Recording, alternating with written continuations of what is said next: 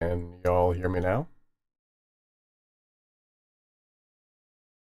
Any better? Anyone?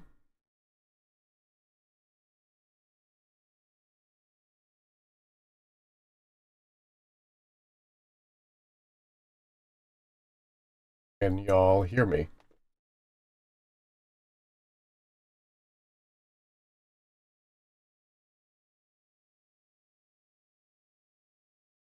Yeah, y'all can hear me. Oh, okay. That's going to bug me a little bit because I can also hear myself. But we'll work with it. What's a live stream without just a little bit of something going wrong? Anyways, as I was saying, ahem. Get it?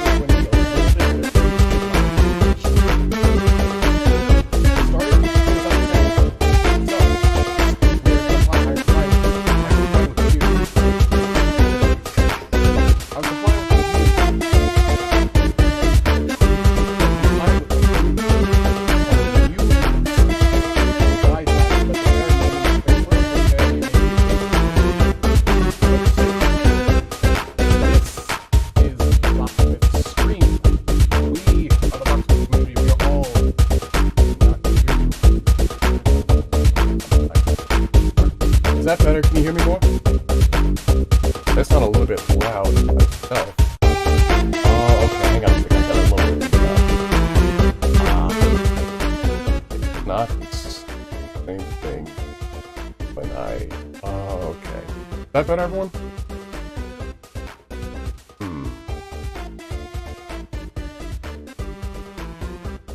Oh, damn, that's strange. Is that better? Okay, excellent.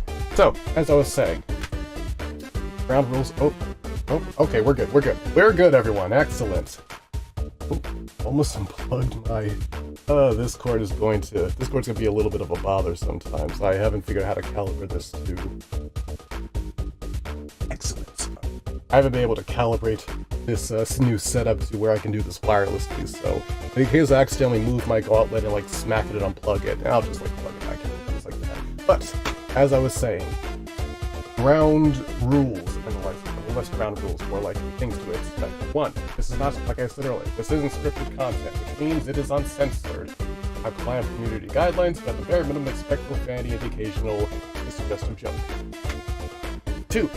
We are the Locksmith community. Hot glue bonded together. Weirdos one and all. If you don't feel comfortable nowhere else, my friend, you are going to feel comfortable here. This is the Locksmith Live Show. We clown in this motherfucker. Let's have a great time. Someone says, Suspicious Toast asks, can I get a shout out? Yes, you can, Suspicious Toast. I hope you're having a wonderful evening, morning, whatever time of day it is for you right now. I hope you're doing great. Okie dokie. So, I told you this cord was ugly. What we are doing today is something that I have been planning for quite a while. You see, I have been tinkering in the laboratory, the workshop, my little cardboard Dexter's laboratory, trying to figure out the best possible way to give all of you the best cardboard templates you can possibly get. And I, after a year and change of toiling, have found what I believe to be a breakthrough. Observe, everyone.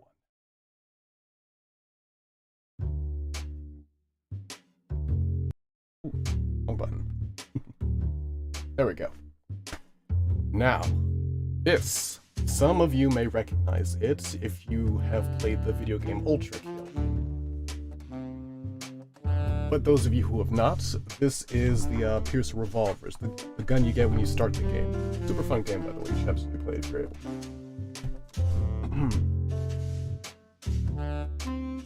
Someone asked me to wave at the camera. Hello! Yes. Hi. So, here is the ULTRAKILL Revolver. What I have done is spent the last several days toiling around in the shop, turning this Pierce Revolver into an actual template. And this is my first time assembling it. This is the little prototype. That's what we're going to be putting together today. And if it meets my expectations, if it meets Los Playos Hermanos standards, then you will see this template in my shop next week. There'll be a longer, well not longer, this is live, this is the longer video. There'll be a condensed footage from this stream that I'm going to release later this week, if all goes to plan, where I, show this thing in a much more condensed format, whatever. But the point I'm trying to make is, this is the prototype, we're going to be assembling today. If it meets standards of quality that I expect it to, then you will see it in the shop. So, without further ado, let's begin.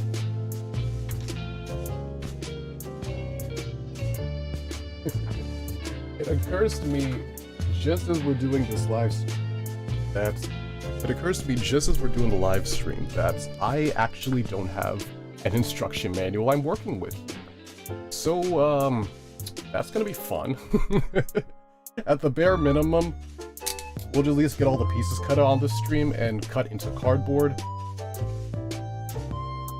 But hey, maybe I'll get lucky. Maybe I'm more good with the sauce than I'll give myself credit for. Maybe I can figure out a way to actually put it together once I see how all the, pieces fit together, like a Lego set or a puzzle.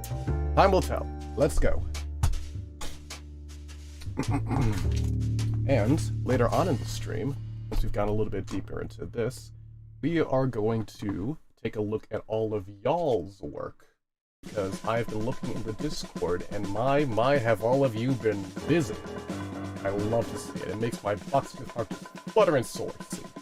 So I have put together a little presentation, a little slideshow of sorts, showcasing the wonderful work that this community has done. So stay tuned for that.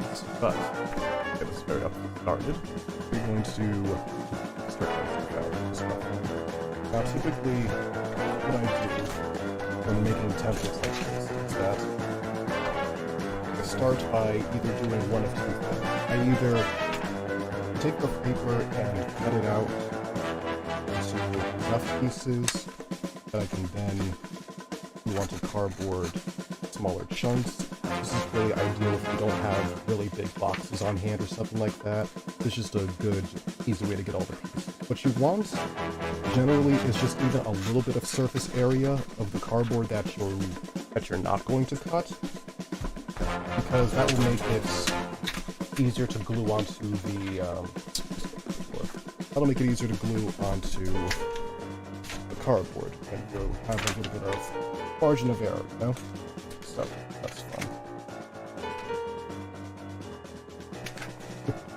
This is also going to be a fun little challenge for me because I don't typically put my goggles on. Literally big. They're typically somewhere near me, like I might have a couple on my forehead or something like that, but typically it's an overage. So I know y'all have seen my face and all, but I like to stay in there. And sometimes you just gotta commit a bit, so the goggles stay on. The goggles stay on as I'm making it.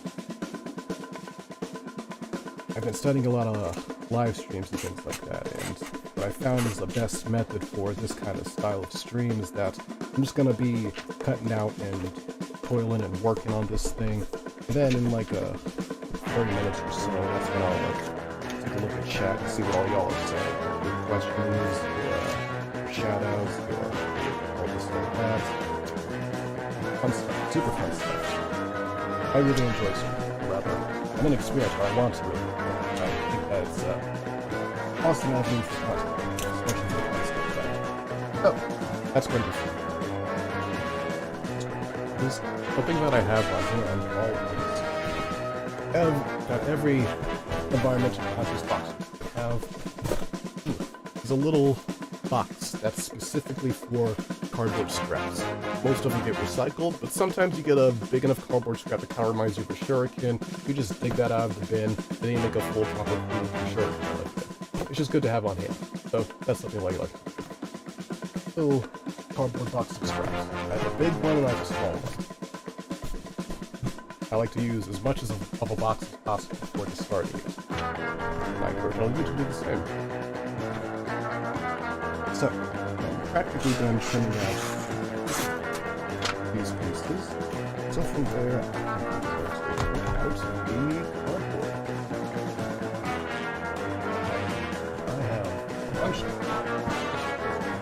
I have a bunch of cardboard around these but for the purpose of this specific project, I'm some from this cardboard box I put under my table. Cardboard box of cardboard songs. This is black. And with the this person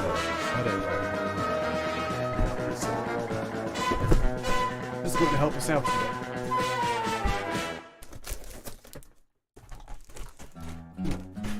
Uh-oh. Audio trouble. There we go. Almost unplugged my earbuds. Almost unplugged my earphone jack. So, what do I have in my hand right here? This is a tool I don't think many of you have seen too often, if at all. This was a gift from my little sister she gave to me for my birthday last year. My family are very supportive of my locksmithing endeavors. I am blessed in that regard. This is a serrated cardboard knife, and what it's good for is I primarily use it in the carving portion of locksmithing, where I have a big box and I trim it down to smaller pieces. What I like to do, let me move the mic a little. Probably gonna have a bit of trouble hearing me, but you're also gonna have trouble hearing how loud this song is. No trade-offs. It's a nice attention. Cards, right words. Little salt. It's super fun to listen to. Kind of determined to play with it.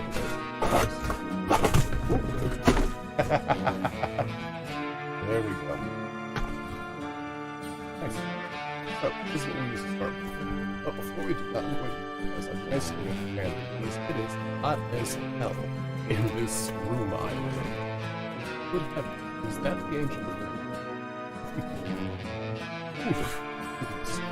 In a little while, we're going to have to take a water break. Prepare yourselves. When I take a water break, we all take a water break.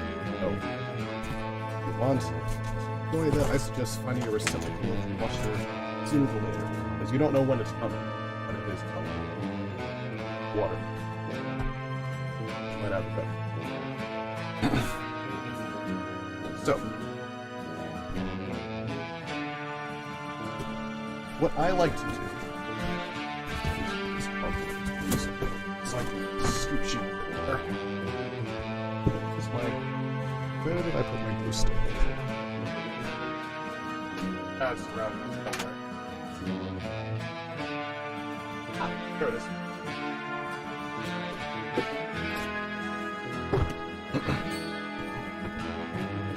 What I like to do is make a Elmer's glue stick, because it's just sticky enough that it'll keep the paper onto the cardboard. Not too sticky, but when you take it off, it damages the cardboard, or leaves a lot of paper. That's hard to take off after. Marvelous. Super helpful in the process. Oh, forgot to let it sit to dry a bit longer. That there. Other ones. I put together this playlist for the stream myself. It's a lot of my favorites, my personal favorite locksmithing jams. I'm a huge fan of the video game Team Fortress 2. Specifically, this is actually one of, if not if, my favorite song from Fight Songs, the album they all come from. I love me a good... Shout out to all goofy, chaotic mentally broken mad scientists. Gotta be one of my favorite genders, for real. Medic TF2, Faust, Guilty Gear. I don't know if Entrapper from She-Ra counts, but she's cool too.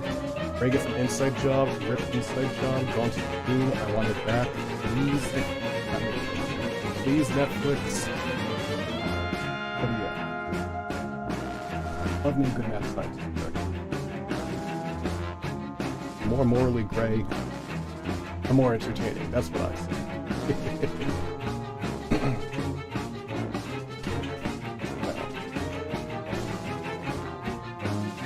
Ordinarily, I'm not going to be able to withstand this much voltage, but I'm sure that shows me.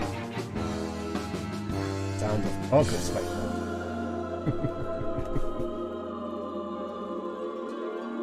I'm just gonna put that stuff.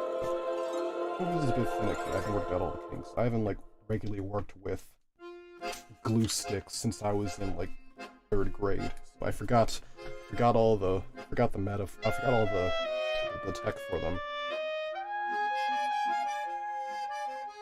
Archimedes, no. Like Medic TF2, I'm also a bird person. Birds are easily my favorite species that a human can own as a pet. I would absolutely own a pet bird. Not entirely sure which I'd though. I really like pigeons, African grey, parrots. I can see myself owning either of those. Honestly, if I could, you weren't talking about laws, legality, or nuances of how difficult they are to care for, I'd get an owl. Owls are great as fuck. I love owls. Easily best bird out there. S tier raptor, S tier bird. With their little eyes, they're just so cute and dirty. I love them so much. Like they're like some of the most efficient hunters in like the entire animal kingdom. Like being a mouse and getting taken out by an owl is like getting taken out by like a 50 cal sniper rifle as a human. Owls have special feathers in their wings that make their flying completely silent. So if an owl sees you, one, it's already too late. You're like a mouse or something like that. It grabs you. You don't even hear it coming, and you're not suffering for long either because they use those talons of theirs once they grab their prey, and they just like that. And you don't really have a whole lot of time to feel when you're just like there and then you're just gone. So, if you happen to see like heads of small woodland creatures just lying around in your forest, chances are there are owls that live nearby. The more you know. Owls are fucking metal. I love them so much. They're so cute, but also so terrifying at the same time. I just love that duality. Precious little fur baby, weapon of mass destruction. Awesome. Alrighty. These are nice and cut out. Not cut out. These are nice and cut out. I'm just gonna cut them out now. I can get away with a big most of these. I can get away with a big knife for most of these pieces. That one I need to get the small one. But this is a start. Typically speaking, you want to use a ruler when cutting things out, and that is the best way to guarantee that you don't ruin the piece that you're working on. But I am a professional boxsmith, which means I am very comfortable using riskier ways of getting the job done, such as using the lines of the paper as my guiding ruler. Is it smart? Is it practical? Yes, actually. Is it incredibly risky? Also, yes. It is the high-risk, high-reward tactic for cutting things out like this. So that's kind of why I like it. I find high-risk, high-reward kind of things very, rewarding.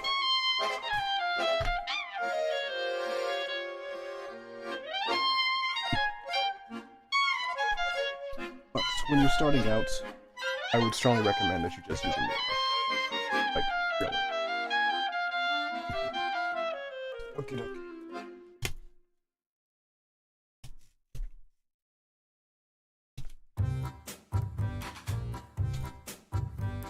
Bad Piggies is another game I absolutely loved as a kid.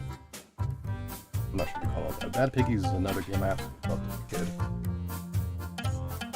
Maybe not absolute love. I thought it was too difficult, honestly. But it still holds a special place in my childhood. Less so for actually the puzzles and the building and everything like that. But me and my sister just really loved messing around with like the characters and stuff. Like we called the pig that you play as Freckly. And he would just be on his little quest to deliver cakes and sweets to his king. And we always get a kick out of the king pig feeding mini games. We just fed him until he popped, essentially, and he gave you like rewards and stuff. Like I don't really remember what all the rewards were. I think they were like power-ups.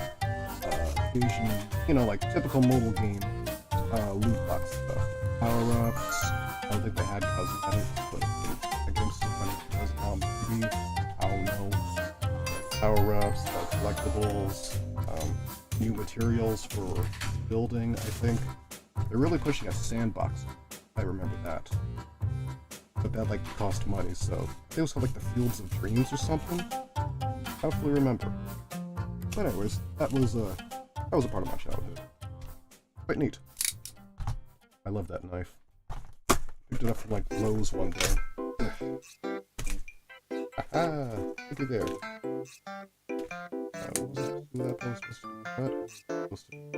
Oh no, we're good. Hey. Yeah. That does something. What? We're going to find out.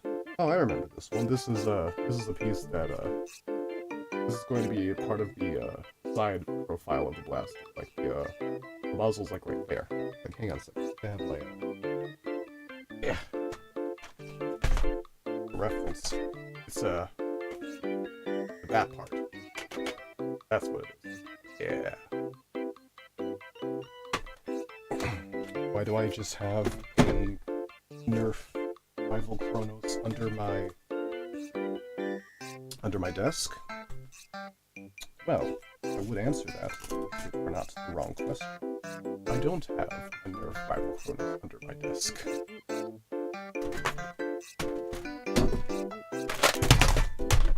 I have two. Uh-oh.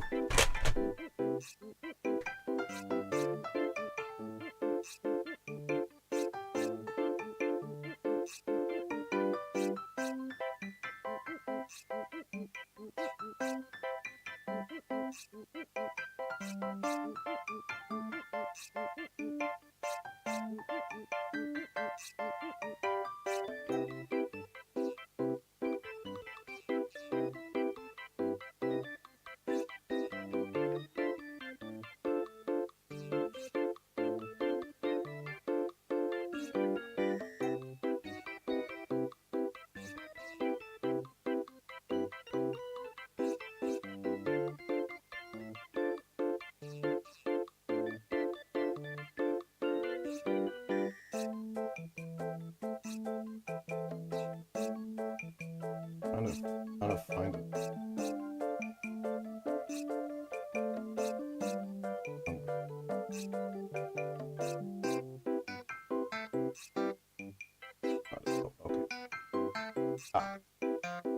Okay. There we go. I could hear again. What was I talking about? Yes, I remember now. I have two Nerf Chronos under my desk.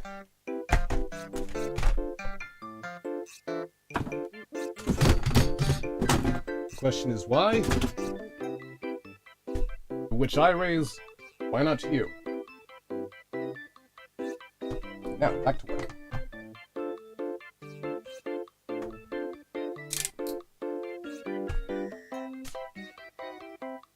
I could have sworn I glued this one on. Oh well. Again it goes. On again it goes. Last thing I need is to tape. Oof. Last thing I need is for it to get lost.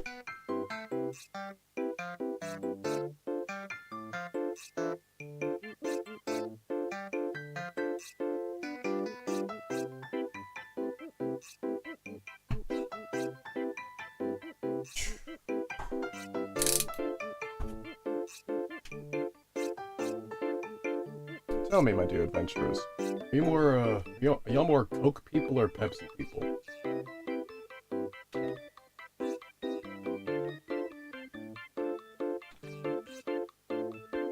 Me personally, don't tell the brand warriors, but I don't really have, I don't really have a preference. If it tastes burnt caramel with a touch of mint, it has caffeine, I don't care a whole lot about much else. I'll drink Coke as much as I'll drink Pepsi.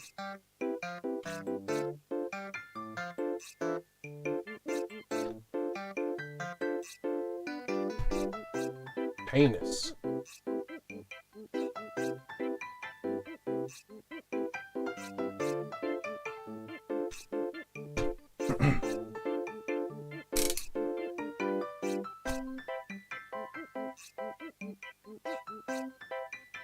This is too big for this knife. I think the smaller one.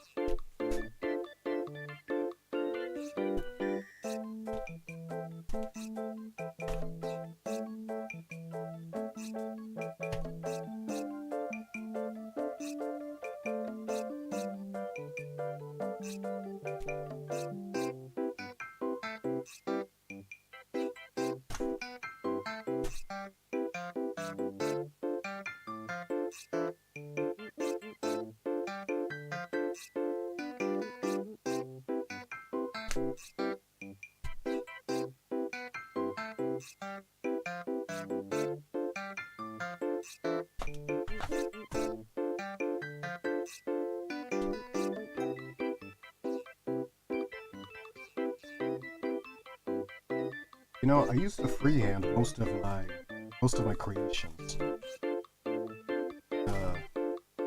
90% of the stuff you see in my videos, do that shit just using pencil, looking at a reference image in my hand.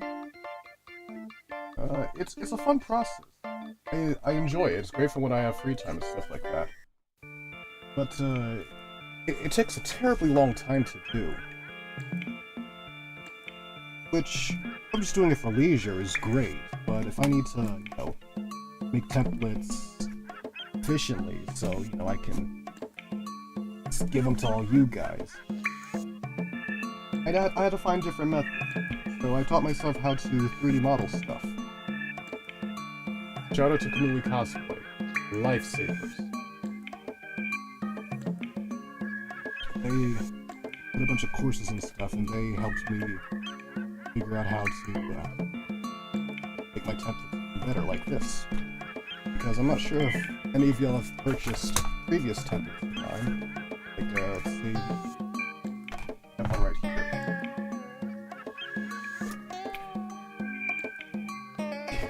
Yeah. The old cardboard completer helmet. Marvelous template. Quite fond of it. Great fun to make, great fun to design. But template making was never my strong suit until recently. That's largely thanks to what I've learned in modeling. So I'm super happy about that.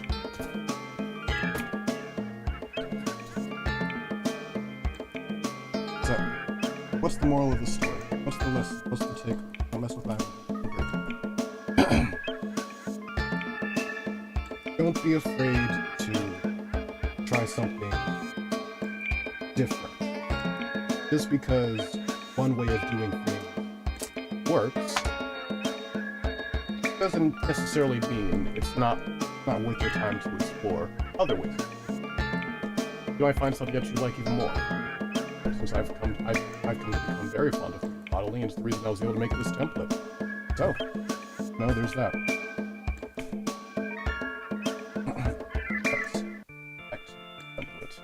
Back to this template. I just got this bunch about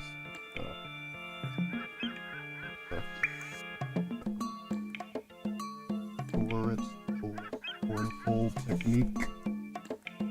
Is that a line I want to freehand? No, it is not. Robots, get me my ruler. I don't actually have robots, not yet. One of these days, I'll get you some robots that like hand me stuff like that. That'd be cool. That'd be super tight. You ever play Guilty Gear? You know Jacko? She's got her little three goons.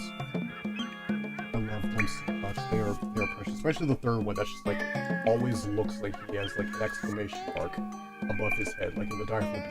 It's just like constant energy. He's so precious. He's like love Scrumble. I call him Jacko Goon number 3.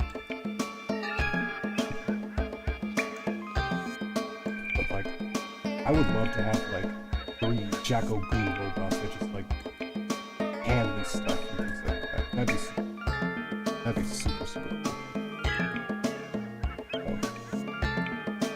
I'm big on the idea of like manifesting stuff. So, like, I like to just say stuff that I want one day, like, robots, bring me the thing.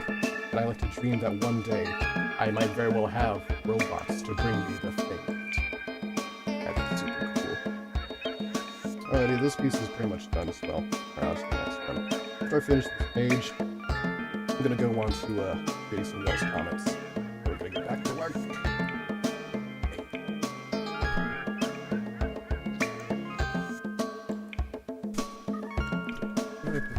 There it is. Yes. Excellent. Well, maybe I will just... It is a bit faster, after all.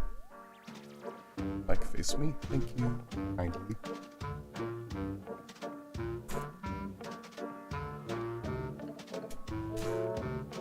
Yeah, that's just faster. Did I just cut that using the wrong side? Oof. When I'm editing this video, I'm gonna have to look back and see if I did that. I hope to God that this video is actually like going to save itself as a VOD. That'd be very upsetting if it didn't. I know it's a thing that you have to manually toggle on Twitch. I hope it's not the case on YouTube. It would be annoying to say the least.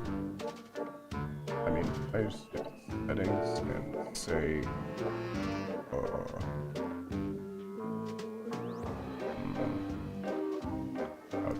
audio. I mean, if I just go to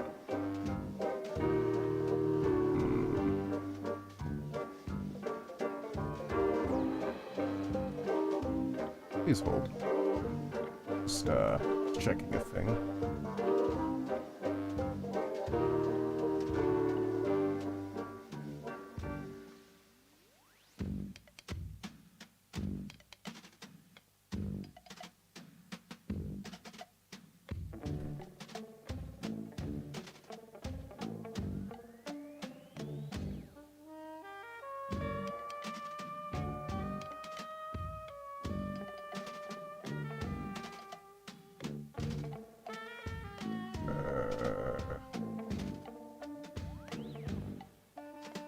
You know what? We're just gonna have faith. We just gonna have faith. And leave it at that. There's the button. There's the button. E. Okay. Where were we? Finishing cutting function.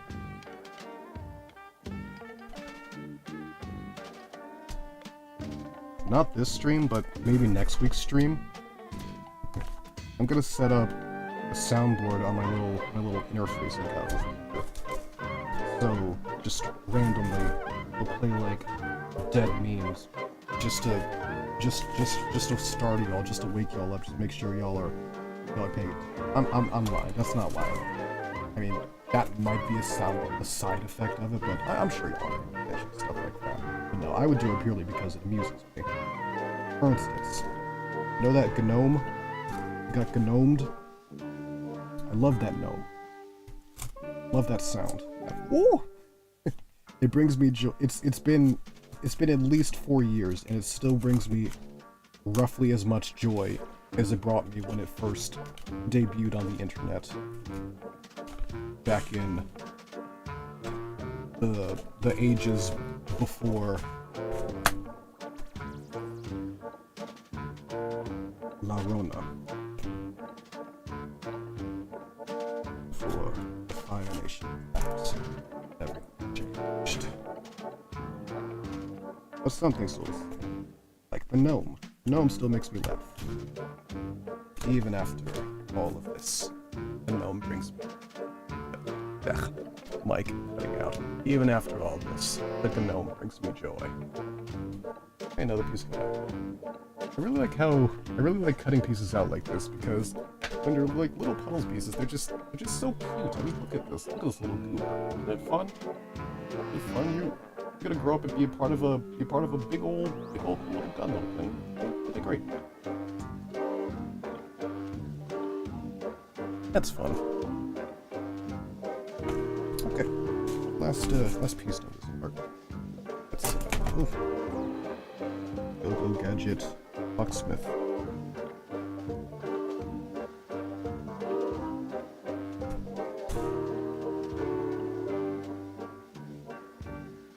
The immortal words of another streamer. How y'all feel about green beans?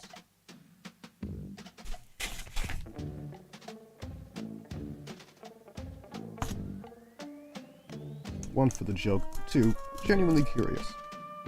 What are y'all's opinion on green beans? I myself quite like them. You know, when they're cooked right.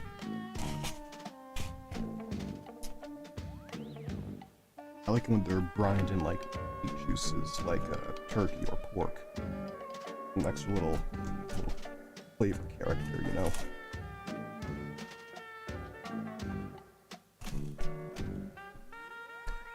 Not green beans, but string beans.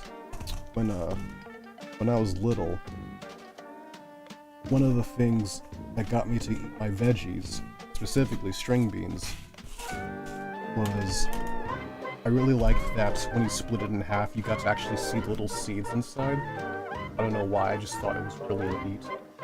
And I just got a little bit of joy out of splitting the beans down the middle and eating the seeds, and then eating the beans, and over time, my taste warped to the fact that I found the entire vegetable scrumptious. And here we are today. String beans still remain one of my favorite vegetables. We don't cook them at home often. It occurs to me, I don't think I've had them in a minute. I'm talking about them. I have to go get me some string beans sooner than later. I feel like a lot of restaurants have string beans. I don't know of any restaurants with good string beans.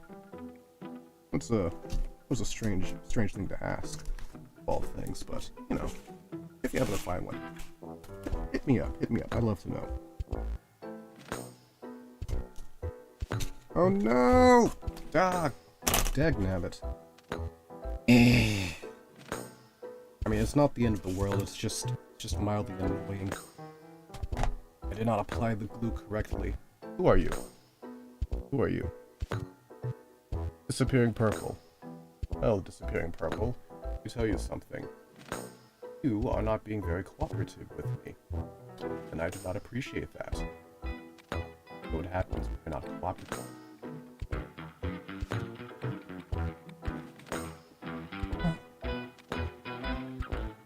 You get the picture. Alright.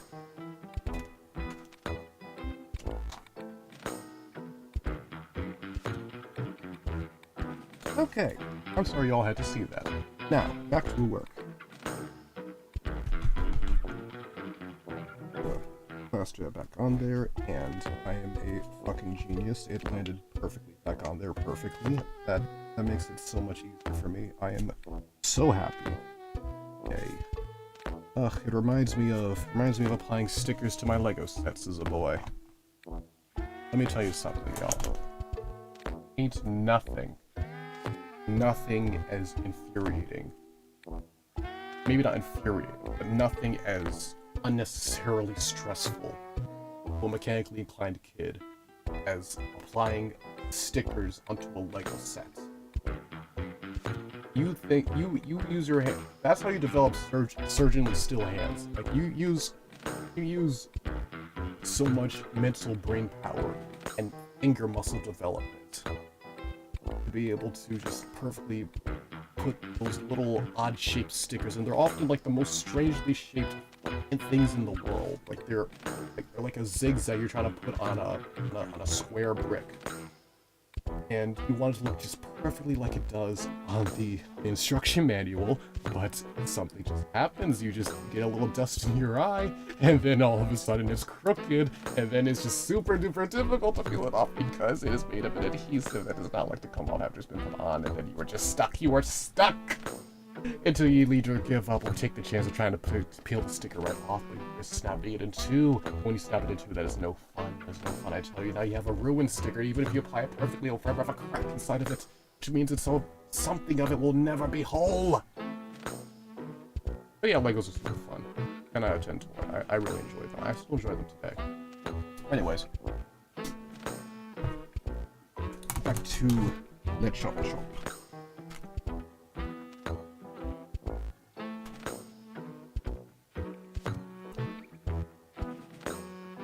That. Score that. Scored. Scored.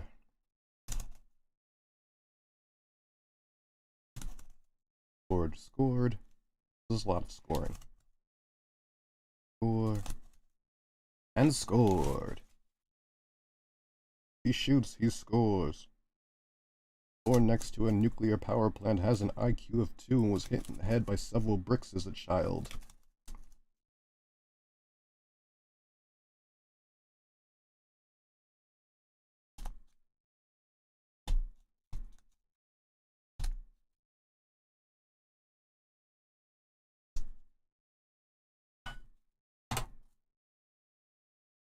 Ah, beans and carrots. You know, maybe the problem is with the knife. Maybe it needs to be sharpened. Alright, I'll take it as one more cut and then I'll sharpen it. That should hopefully fix the problem.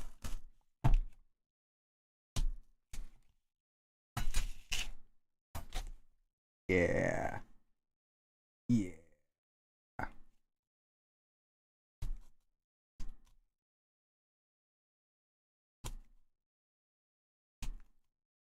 Bazinga. Alright, that's practically done. I mean, it's good enough. I'll just rip out the rest of it. Punch a hole through it like I'm Dio.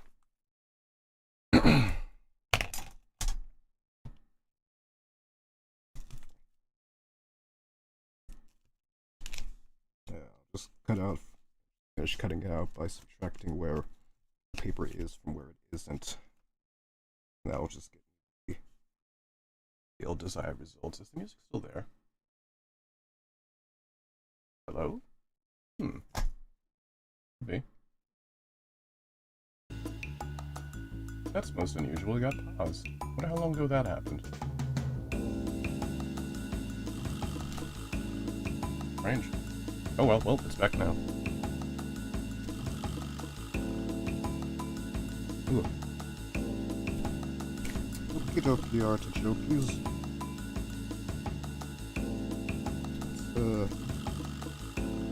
Let's finish the old thingamabobber. I know I should really sharpen this one. It's not cutting much anymore, but I just want to finish the job here. I don't care if it makes it a bit jagged. I just please, I beg you, Walt, please just listen to me, please just cut through the cardboard. It's not hard. Oh, excuse me. I'm having allergies.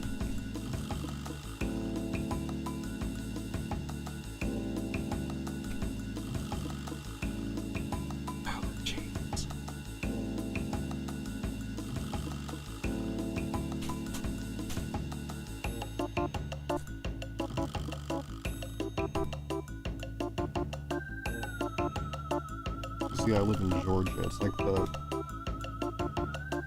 fucking Minecraft biome of the southern United States. We get a little bit of everything here.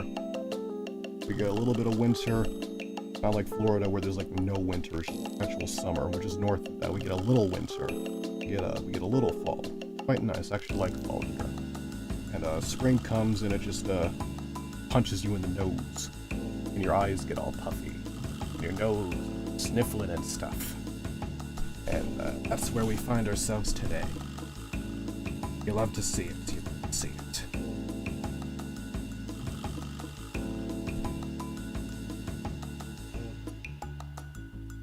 I should really sharpen this knife. Kinda mangling the cardboard here. Oh well. We ball.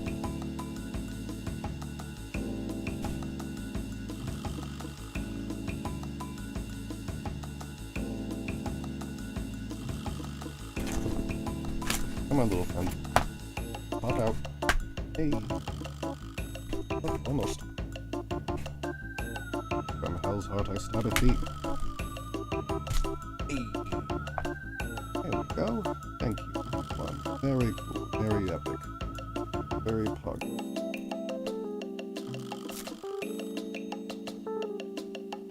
Is that part of it? Oh, hell if I know. You are like you were supposed to be cut out? I think? Yeah, that sounds about correct. Yeah, you were instructed to be chopped. Look at you. Oh, you were chopped. Goodbye. Thank you.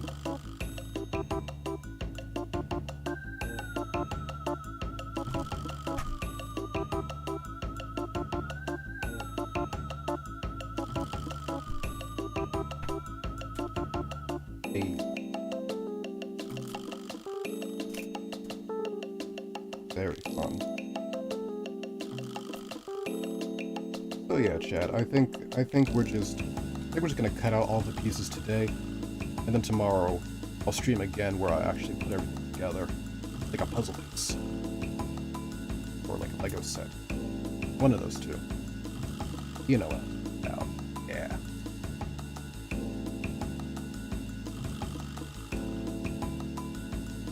Really fascinating. Way shapes form and stuff like that. Kind of find interesting.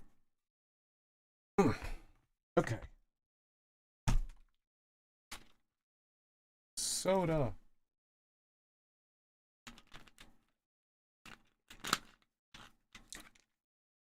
Ah, sorry about that.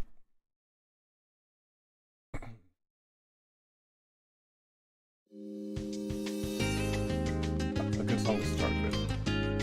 Oh, spine. Okay. I'm going to read your comments. Let's see here. Let's see here. Oh. Okay, that's the wrong one. I'm just going to look at it from my phone, make it easier on myself. Alright, right.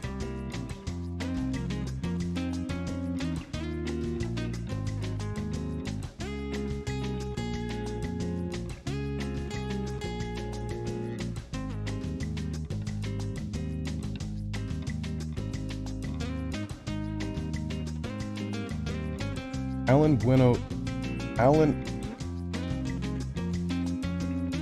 Buena Onda, apologies if I pronounced that wrong, says, enough being melee, it's time to range!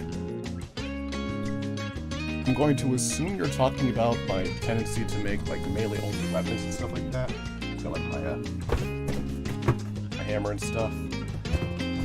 You want to see some more ranged things, stuff that you can fire at the enemy from a distance for. Well, my good friend, let me tell you this. Sure, it'll probably happen. At some point in the future. I mean, we're making a revolver here. It's a nice start. I don't know, I typically like the, I like a lot of medieval era stuff when I'm making things out of cardboard, but I make exceptions for things that just have a really cool set. It's just like, I think it looks really cool as cardboard. Like the blocky texture of ULTRAKILL, you know? For ranged weapons, yeah. It could happen. Not necessarily a immediate priority, but it could definitely happen. Now, if you want to influence the kind of stuff that I make, people subscribe to my page and actually get to vote on the things that I make every week. So, maybe something to investigate. Alright, who else? Ezzy Janer Legend says, BRB working on a cardboard scythe. Heck yes! Cardboard scythes. Scythe as a weapon in general is just so cool. One of these days I'm gonna make one. I just haven't found the right time to yet, or what kind of scythe to make. Do I want to make something simple like a Grim Reaper F Psych? Or do I want to make something like really cool, really advanced, like Crescent Rose from Ruby? I'm going to peak as a boxer when I finally make Crescent Rose that actually transforms. Oh, that'll be the day we waited for, you know what I'm saying? Speaking of Ruby, Volume 9 just ended the other day or something like that. It was really good. I really liked it. Arguably the best one we've done so far. Although personally, I really liked Volume 8. It broke me emotionally, but I enjoyed the experience. Okay. Moving on. When is the next community creation showcase? A little bit later in this stream, because we're having one then. But I like to do one every time we stream. So the next stream, well, every week or so. Let's just say every week or so. There's a community showcase. There's one today. There probably won't be one tomorrow. If we have a stream tomorrow, which we probably will, judging by how the project's going. So yeah, one today and another one next week. It'll be fun. So yeah. Izzy Janer Legend says his first box gun. Yes. I'm going to teach y'all motherfuckers a boxsmithing lesson with a box Smith & Wesson. Gonna be fun. I love a good pun. This music is beautiful. Thank you. I worked hard putting it together. Suspicious Toast says, Jeb, you should complete Zoro's 3 swords. Oh, I would love to do that. That sounds like so much fun. Katanas are very challenging to make, at least to make well, to a standard that I like as a boxsmith, and even more challenging to, you know, actually make them in a way that's easy for all of you at home to replicate, things like that. At this stage, it'd mostly just be a grammar night. A showpiece. Yeah, that's what I'm looking for. If I did all 3 of them, they'd mostly be showpieces. But yeah, I'd absolutely be down. Zora's awesome. I made Enma. I kind of made Shizui a while back. I wasn't too proud of it, but hey, the video did really well, so, you know, you take what you get. But completing the set sounds cool. Which ones do I have left? It's Wado Ichimonji. That's the white one. Sandai Kotetsu. That's the third one he still has. And I made Enma. I made Shizui. That leaves Wado, Sandai, and the third one that he lost in Water 7 or whatever that was. Yeah, the one he got from Logtown. Well, one of the other ones he got from Logtown. Yeah. Oh yeah, I'll absolutely make Zora's swords one day. That sounds fun. Okay, who else? We got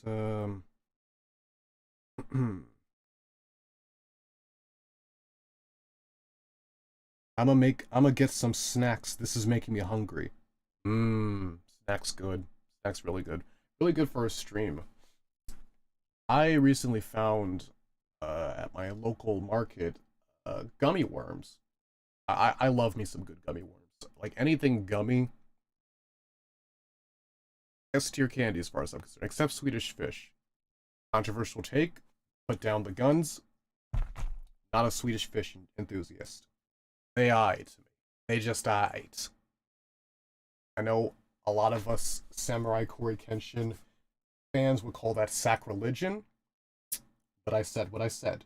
Swedish Fish just eyed. But gummy worms, gummy bears, give me please. Love me some gummies. Gummy sharks. I haven't had gummy sharks in a while. I might look for some gummy sharks next time I'm out. Cool. Alright.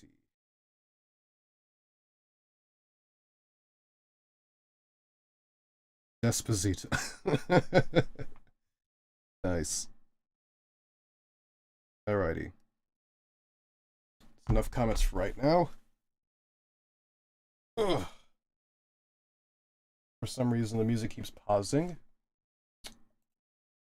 I don't know why it's doing that, but you know. Maybe continue watching. Ah, that's the problem. There we go. There was a thing on Google that's asked me if I was continuing watching or not. Yes. Yes, I am. And so are all of you. Oh, excuse me. Carbonation, am I right? Ah, what was that? Ah. Helmet fell. Okay. Let us resume. Oh, heck. I told y'all. Eventually we're just gonna smack this thing out of my ear again. Oh well. Okay. Back to the job at hand. Just clean up a little bit as we go. Working in a kitchen. Clean as you go. As any professional chef would. My mom has culinary school training. She taught me that. Taught me a lot of things about cooking, so I'm very happy about that.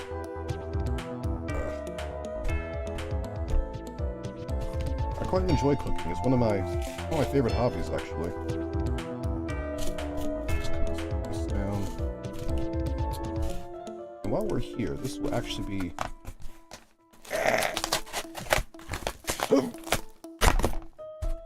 Was that necessary? Absolutely not. Did I want to do it? Absolutely. Cry about it. What was I saying? This actually presents an excellent time for me to teach or reinforce y'all's teaching about board. Ah, heck. Are we back? OBS said we disconnected and reconnected.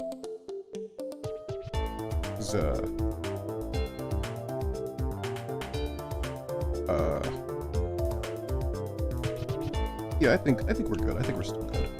Excellent. Alright, so as I was saying, knife safety. Locksmith edition. So, basically, when working with a knife, you want that knife to be as sharp as you possibly can. Because, I'll say it once, I'll say it 1,000 times.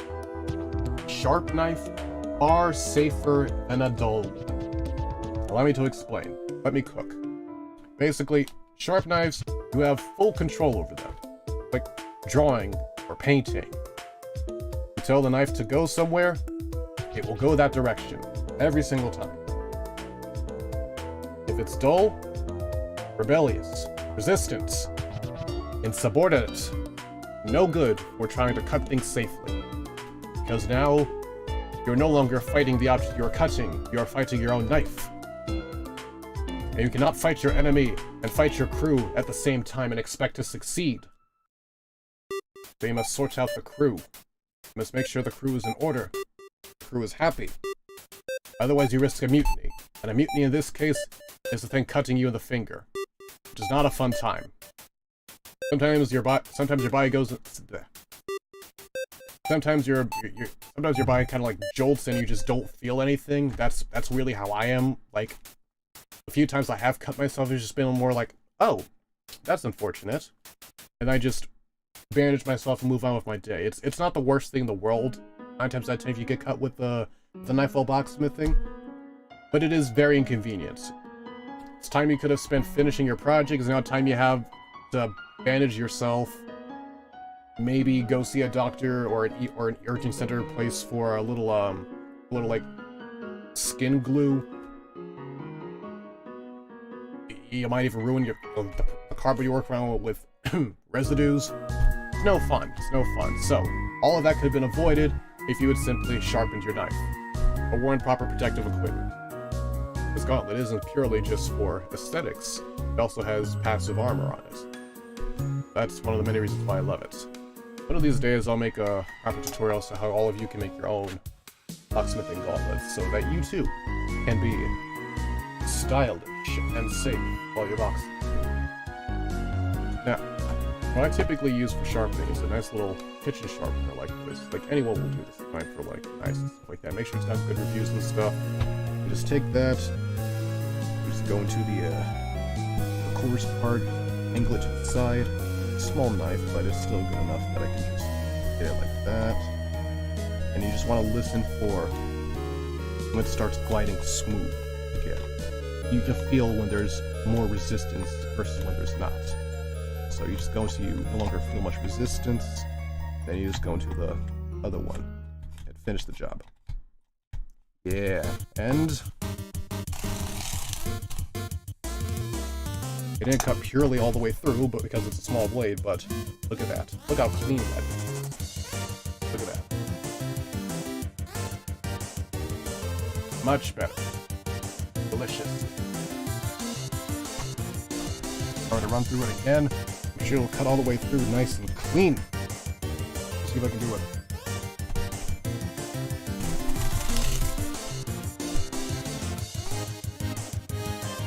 I did not. Don't worry about it. I'm gonna go through this time. Voila. Clean. That's what I'm talking about. You know what? While I'm at it, might as well sharpen my other knife too. Now, I'm sure you're thinking to yourself, Jeb, that is a craft knife. They have little notches that you can break off the blades for them. Why are you sharpening it? That's an excellent question. It's because I'm a cheap motherfucker. I like to make these things last as long as humanly possible. And to do that, that means I sharpen blades that aren't meant to be sharpened, because I can keep the blade sharp much longer, and a knife blade that would last me ordinarily, say 3 months, could last closer to 4, maybe even 5 months. It's all about efficiency. Getting the most mileage out of your stuff is always a good idea, no matter how wealthy you get. So that is what I do. Just go. Nice and sharp. Excelente. Okay, what's next?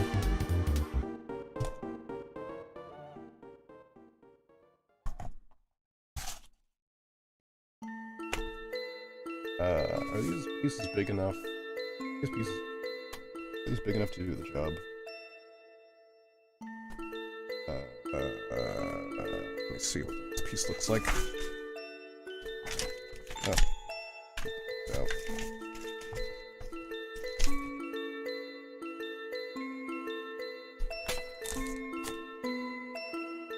I mean, technically yes, but they're not going to be a whole lot of fun, so we're just going to discard them. Have a good piece. Definitely made of a different type of cardboard, because that cardboard is very, it's very finicky. Previous critter. Up to no good. No bueno. Let me use this leftover box over here. This is one I generally like to use a lot more. They have a nice little chemical composition to them. Very appreciative.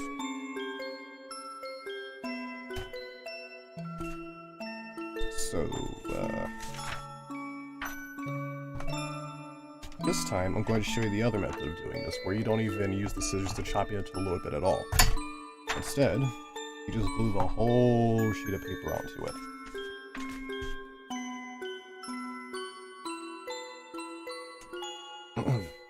So, scoop, scoop, Gloop, Augustus. Gloop, gloop, gloop, gloop. Stick it on there. Preferably in a corner so you maximize the amount of space you can use on this one piece of cardboard. Or, as we all know, the One Piece real. I'm not sure if the mic caught that. As we all know, the One Piece is real.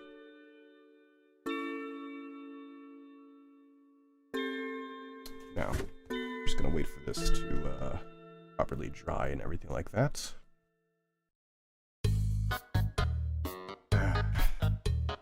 Good.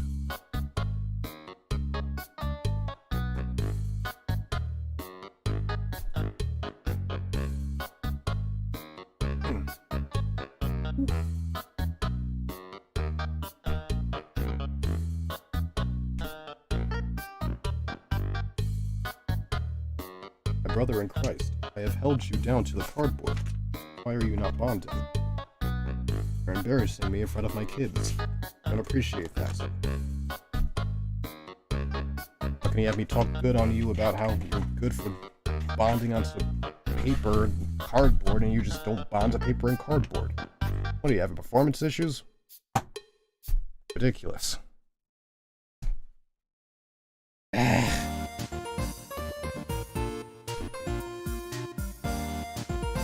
We move forward.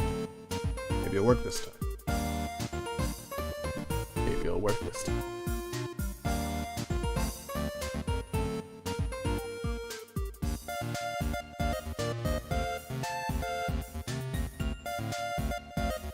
Undertale's a really good game. It was actually the first PC game I ever played. I got a laptop. People were running some games when I entered 7th, was it 8th grade, late middle school. And Undertale was a game that I had heard great things about. I'd watched Jacksepticeye's playthroughs of it. I think that's actually how I discovered Jacksepticeye in the first place. It was the height of my Undertale phase. A lot of us had one of those, am I right? What was the cringiest thing you did in your hyperfixation phase? Was it Undertale? Was it Five Nights at Freddy's? Oh, was it Bendy and the Ink Machine? I don't know. Homestuck? Oh yeah, it was definitely Homestuck. I can tell. I can tell by the way you're looking at me. Hey, not to call you out. We all have our history. Okay. But as I was saying, Undertale, great game. I hyperfixated on it incredibly in middle school.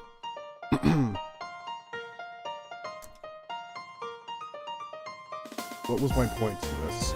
I kind of got lost in the home bit.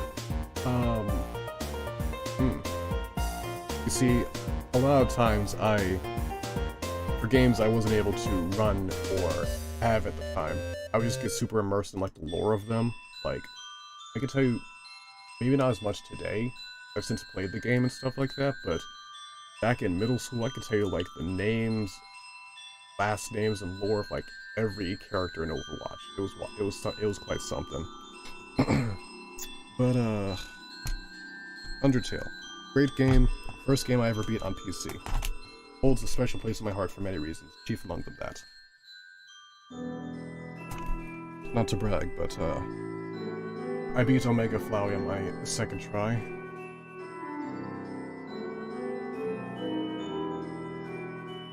To be completely honest, I don't even know if that's something that's genuinely worth bragging about or not. I don't... He's far from the hardest boss in the game. That would be Sans. I still haven't beat. Not because I never went... Not because I never tried, but because I just... Oh wait, no, it is because I never tried. I beat the game on the pacifist route. And then when it said, this is how the story ends. You can just leave it alone and let things be left how they are. Let Frisk be happy and everything. Or you could reboot the world and reality could be whatever you want. No Thanos. And I decided, now I'm gonna let them be happy. So, should you not?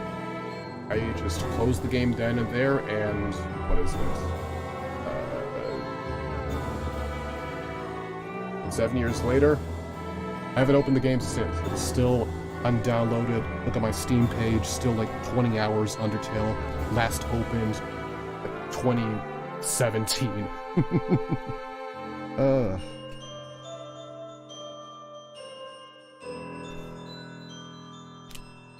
Watch YouTube videos to figure out the other routes, which is exactly what I did. You ever watch Senor Pello's Underpants? Ugh, hilarious. Love me some Senor Pello.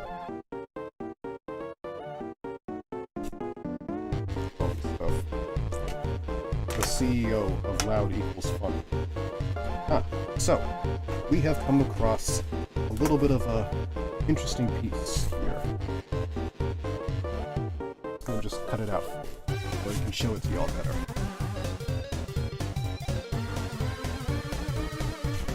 Cut it out like so. Thus, roll down. There we go. So, look over here.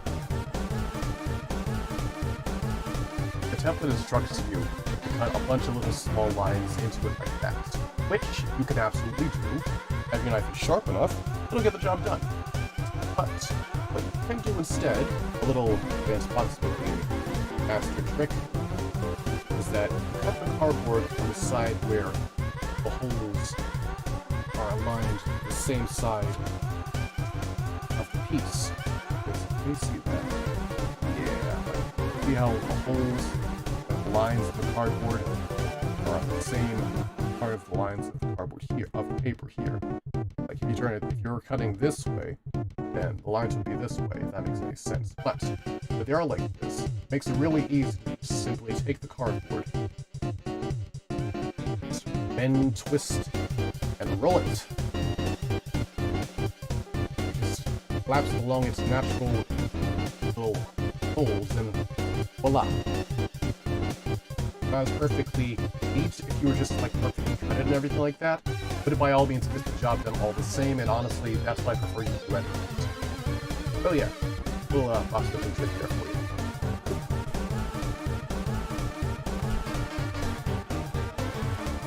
Now, moving on. Back onto these pieces. Yeah. I'm just gonna come out normally. I don't know why I'm talking a little more sudden than usual. It's late at night. My brain's on autopilot. Now it's British or something. A very poor one. I don't know. Like, it's late at night. I'm cutting cardboard in the wee hours of the morning. It's a good time, but it's a strange time. Which is honestly what I was going for, honestly. Potatoes. That wasn't a dig at the Irish, or even a stereotype. I just genuinely like potatoes. I haven't had french fries in a bit. I've been dieting slightly to keep my health up in these times of weather, allergies. Spring just woke up and shows violence, ducked me in the schnoz, and then like Neo flicked me in the throat, and I've been recovering this entire week since. Little word of advice: do not eat Papa John's after 2 p.m.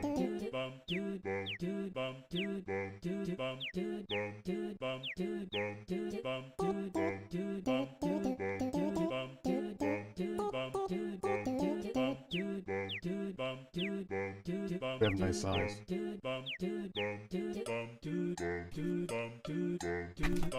Anyways, back to cutting out this.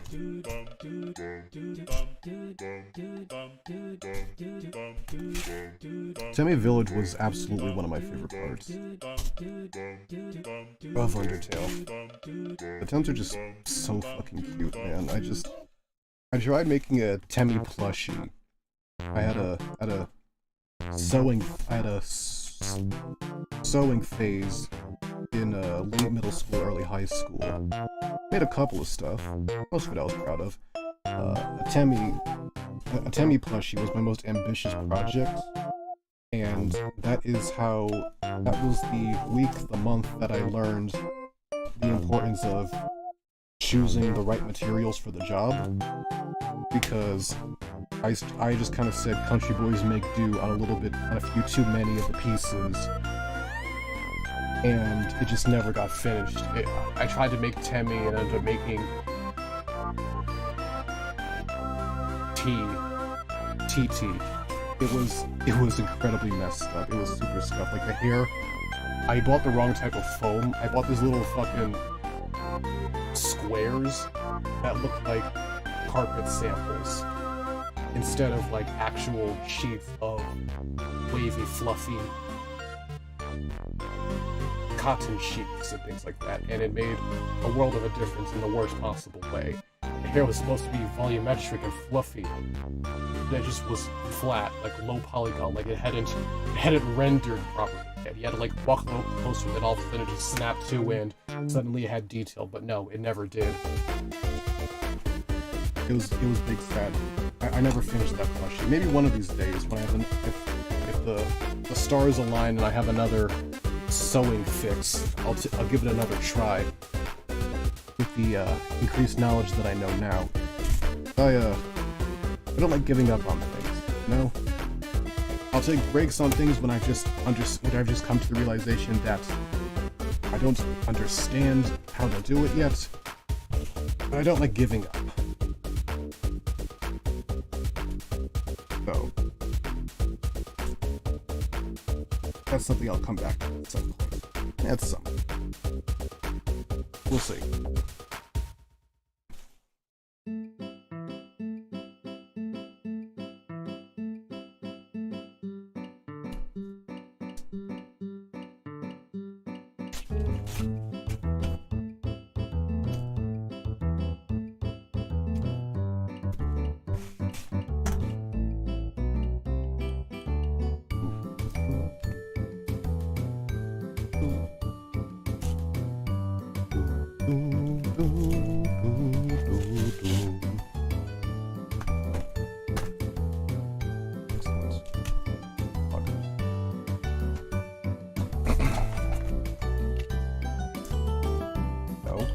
No. You will stay on there until I tell you that you can move. Am I clear?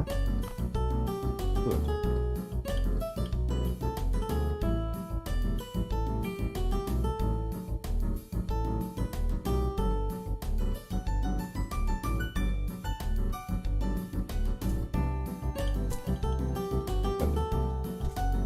Delightful. Really delightful. I'm the Glub Go Gab. I love cardboard, and this workshop is a true treasure trove. Double glibba glubba shrubba shrub club. Double shrubba shrubba glibba glub schwab. Double glibba glubba shrubba shrub dab. Double shrubba shrubba glibba glub schwab. Splendid. Simply delicious.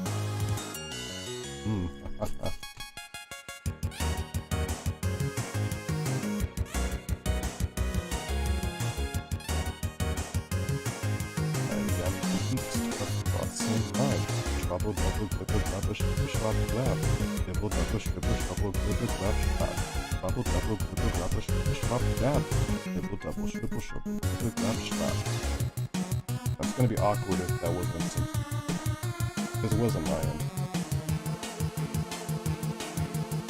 Oh, this is the credits song. I remember now.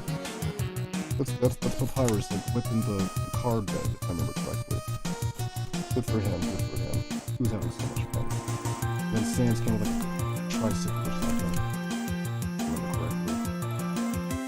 Easily one of the best end credits to a game I've ever seen/played.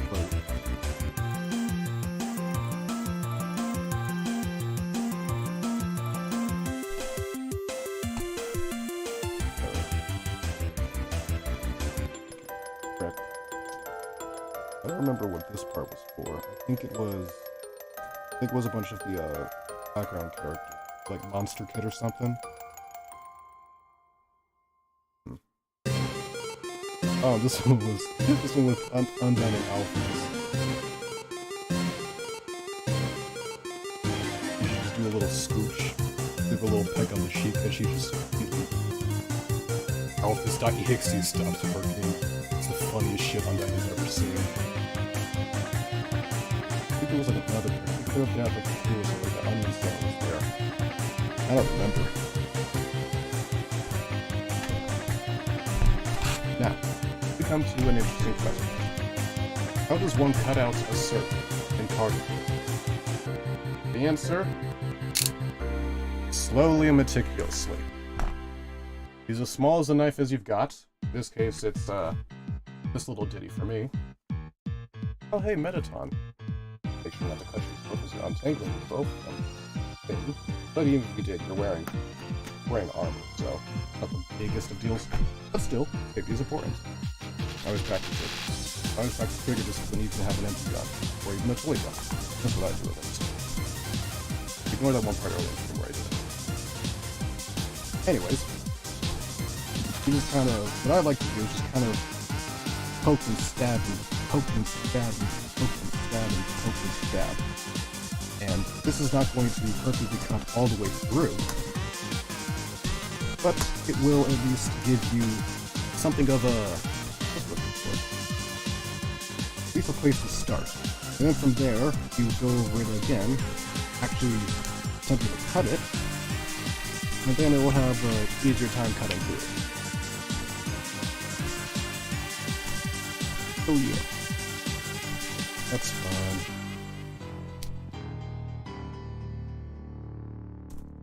Fortunately, I just sharpened this knife, so this is a lot easier. And less mentally taxing than if I didn't. That's another thing too. Even if you don't care about the risk of the knife cutting you, which is still a very real risk, so please sharpen your knives. It's just a much nicer experience working with a knife when it just glides through the material you're cutting, instead of like fighting against you. Or even if you're cutting something tough and it is fighting against you, you know it's fighting with you against the thing, not you fighting against it and the thing. You know what I'm saying? Yeah. So after you do a little polka dot method, you can cut into it a lot easier. The normal slash. And, yeah. That's quite nicely. Ah! Perfect timing, perfect timing. I was hoping we'd hear this song at least once while we were working on this. For those of you who are not familiar, this is a song from the game ULTRAKILL called Take Care. It plays whenever you're in front of one of the upgrade terminals. Ah, just like that. Look at the air. Give you a closer look. Voila. Oh, hello.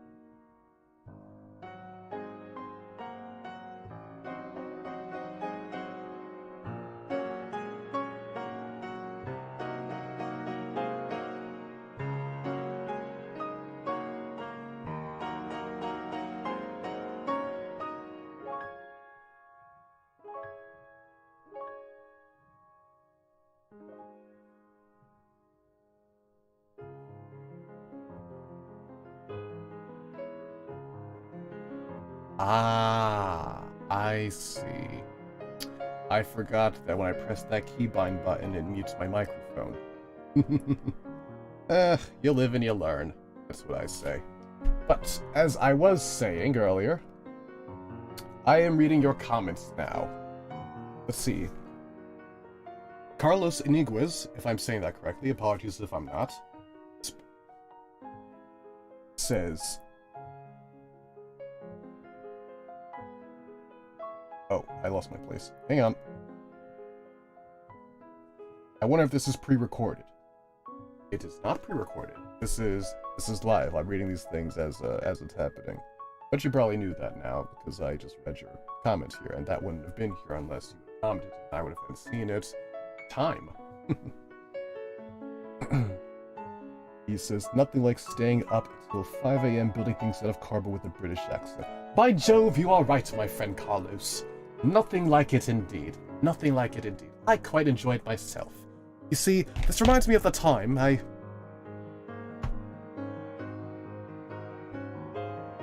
how do mermaids have children? I certainly don't know. Do they mate like men, or do they mate like fish? These are the thoughts that occupy your brain when you're up this late building things out of cardboard. I call it maker's madness. At least I did back in the day. Now I know it's just called anxiety.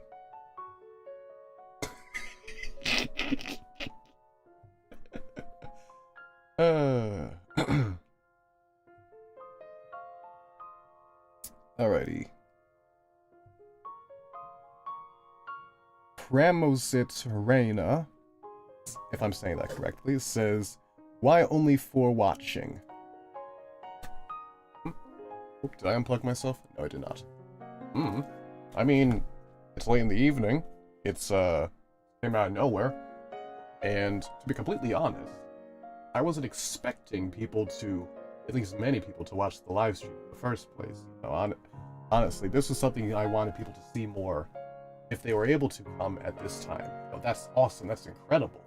But this is designed so that people can come and see the VOD and look back on the stream and, you know, be there and all that kind of stuff. And, you know, look back at it so they can see how I just build the pieces of the different, you know, things like this. In case they build the template themselves, they get stuck on a section, they can look back on this VOD and help themselves out. So, yeah. Why only for watching? I don't know. Maybe the longer I do this, the more people will get here. That'll be. But in the meantime, I'm so happy that it is the U4 who are watching. It means a lot to me. So, thank you for coming. Let's see here.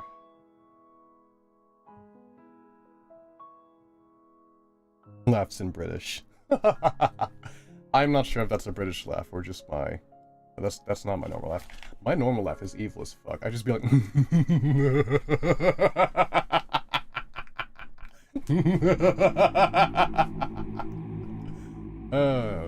That was not exaggerated. I unironically laugh like that. I mean, of course it was fortunate in that case, but if I'm genuinely amused, that is how I sound. The glasses just add to it.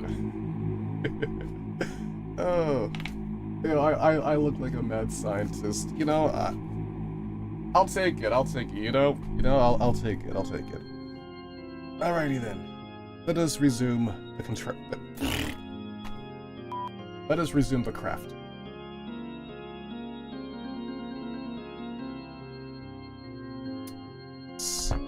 Let us resume crafting indeed. Let me put that piece with the other pieces. The one piece is real, don't forget. Where's the next page? There's the next page. Ah! Don't worry about that. It's none of your concern, citizens.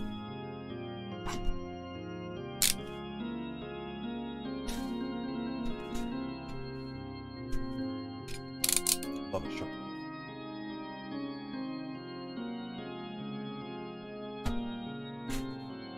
Put that in the old storage bin. The old glue stick. Yeah, the more I do this, the easier it gets. I mean that about streaming, I mean that about making stuff out of cardboard, I mean that about templates. The more it's done, the easier it process. The more it's done, the easier it gets. that's just anything you're trying to. That's just how anything you're trying to learn that's new to you works, let's say. I recently read The Book of the Five Rings by Miyamoto Musashi, and it talked a lot about the importance of repetition over perfection. It's made a big point to tell you how doing something over and over again, like consistently making an effort to do so, that was how you honed the skill, that's how you improved. But if you kept getting hung up on the one thing for far too long, trying to make it, perfect, then you would never really get anywhere. At least not anywhere fast. And I looked back on the content that I've made like the last 2 years that I've been doing this and all that kind of stuff. And I was just like, damn. He's onto something. Because I'm a bit of a perfectionist myself. I hold myself to a high standard, if that's the term. I'm not in a egotistic way, but like, if I'm going to deliver something to all of you, I want it to be the absolute best that I can make it. You know what I'm saying? So a lot of times I could get really hung up in the prep work of making something instead of just being there day to day. Because I've come to notice the bulk of y'all generally appreciate most is me just showing up. Me just being there. Taking an entire month to work on one project, be damned. So, with that new frame of mind, that's partially what fuels and inspires how I do things today. With the intent of improving as I go, in the real way of improving, in the way of strategy, doing it as much as I can, as frequently as I can, owning my craft, owning my skills, and one day I will look back and see that I've achieved something special. In fairness, I've already achieved something special. I mean, y'all are here watching me stream. That's pretty special in the first place, so I like to think we're already on a good track. Yeah. That's almost done. Come to notice, working with the stick more. I just need to give it a little bit of time to just sit. Which is not particularly fun because I get a little bit impatient, but you know, if that's what it takes to get it to glue, then that's what it takes. Therefore, I shall do it.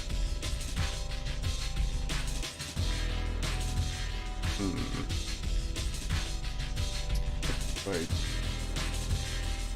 I should find something to do that's entertaining to do in the meantime while I'm just sitting here waiting for glue to dry.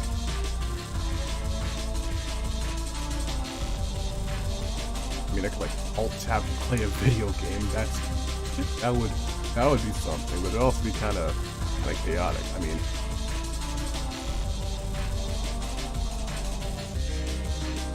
you know, I don't hate the idea actually. I just have questions and concerns. That's how I usually like to respond to outlandish ideas. I'm like, I'll let it cook. I'll let you cook, but I have questions. And if you can answer my questions, I don't see why not. I think it sounds like shit. It's a great idea. Let's try it. If those questions can't be answered, you know, how it work logistically and all that kind of stuff, then I think like maybe you should keep cooking that idea until you can actually, you know, answer questions like that sufficiently. You know? So yeah, I don't think there exists an idea that's too stupid. I just think if you have a quote-unquote stupid idea, you need to figure out a way to make it work. Some of the greatest things we have in this world are either stupid ideas or complete accidents. They don't always make perfect sense, but they do work.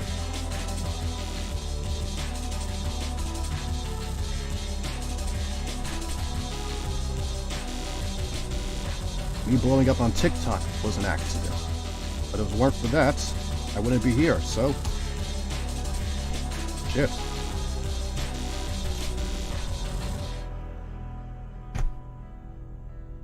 Okay, yeah, this is much, much better. Who knew all I had to do was just let it sit a bit longer?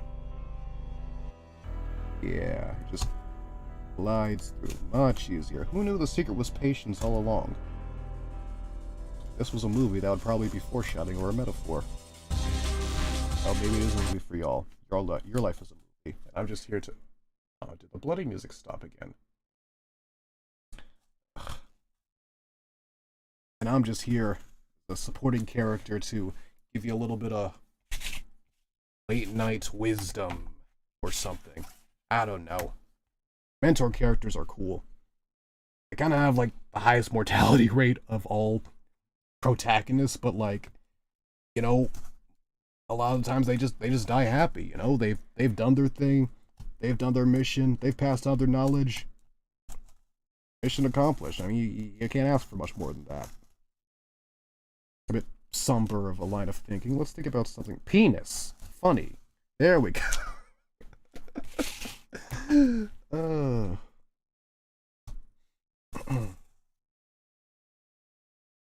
Speaking of penis, I don't know why, but sometimes just like the most banger songs you ever hear just have such strange names. I mean specifically two songs. One being the classic penis music, as the meme called it back in the day, but it's really Rubber Band by Jackal Queenston. Stellar song, but we call it penis music. Wonder why that is. But another song called The Penis, in parentheses, Eek. Stellar song. Absolutely love it. You know what? Hang on. Ugh.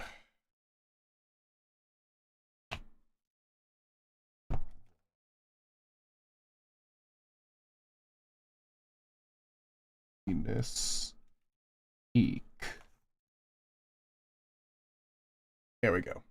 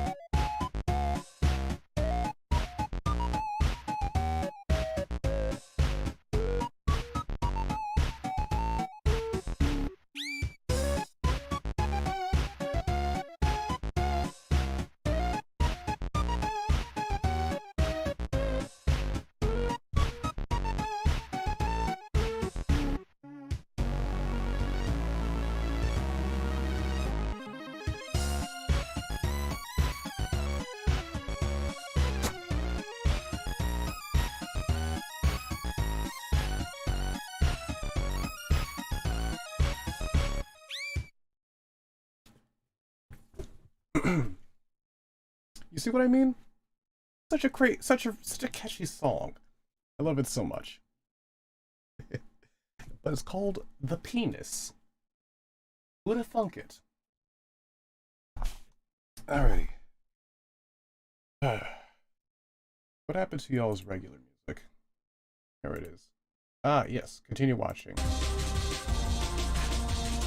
Deep Blue.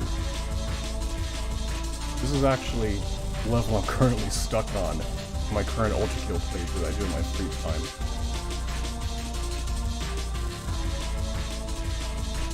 I'm still learning how to do Maurice insta-kills. It's a process. Pressing the keys correctly.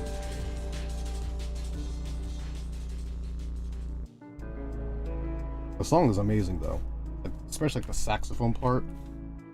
Good stuff.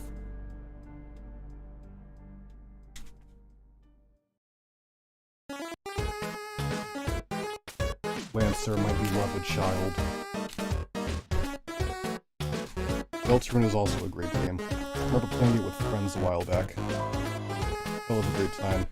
We did the voiceovers for like the characters in Chapter 2 as we played. I got Birdly and spammed them. Or as I should say, Birdly, the smartest of all the dark nerds. That is me. Or I wasn't hip to the fact that everyone gave Spamton was designed to be a parody of like a corny salesman. So I gave him a completely unhinged voice.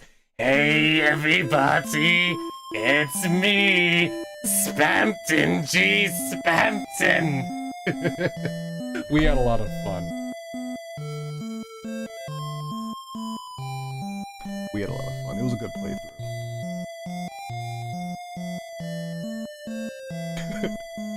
If y'all be down, I'd absolutely like just boot up Deltarune one of these days and just play the game and voice all the characters. That sounds like fun. Like plan it for another stream or something like that. Maybe if like Toby Fox announces anything for like Chapter 3 to celebrate, we'll like do a Chapter 2 playthrough or something like that.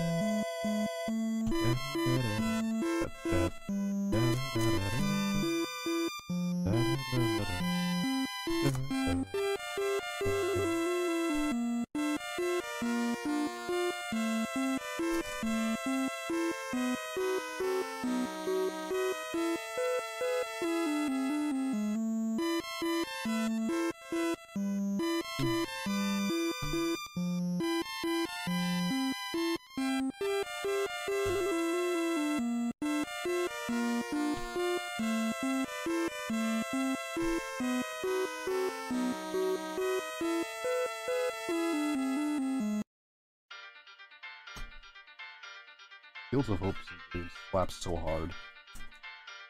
I should have to Mike pick that up. Fields of Hopes and Dreams slaps so hard.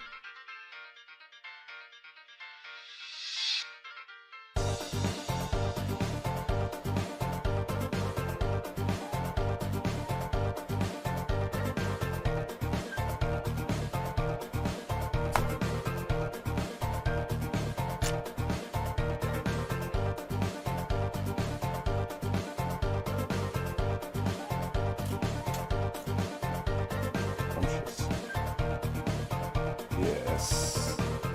Excellent.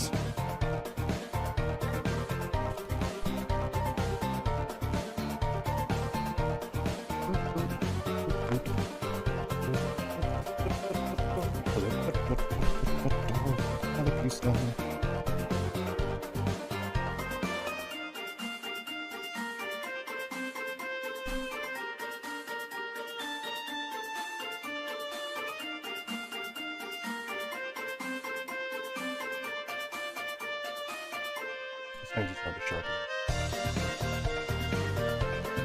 Hang on.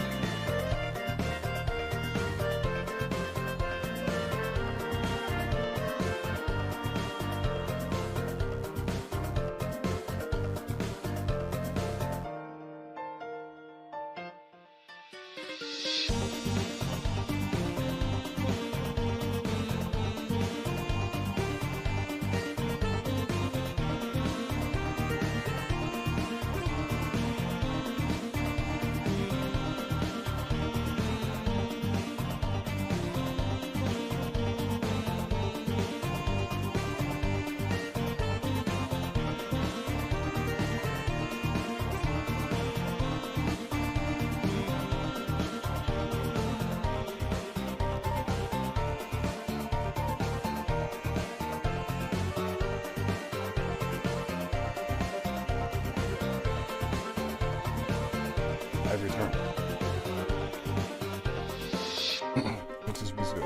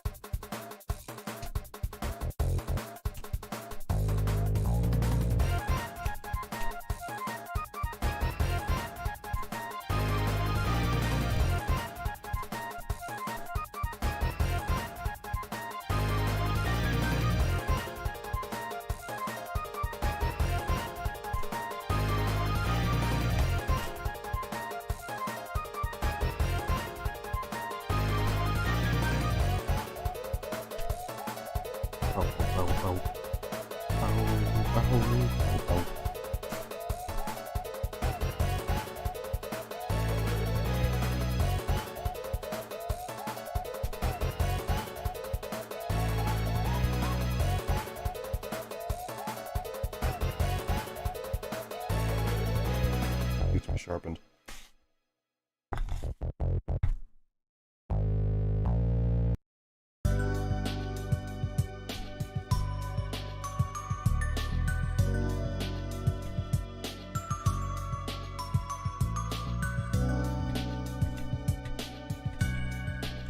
Guy Mandela catalog fans in the chat?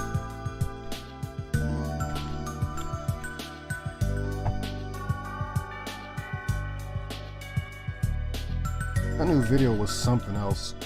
I always kissed her as a genius. I love me some good analog horror. Mandela catalog. Anything made by Baddington. Good shit.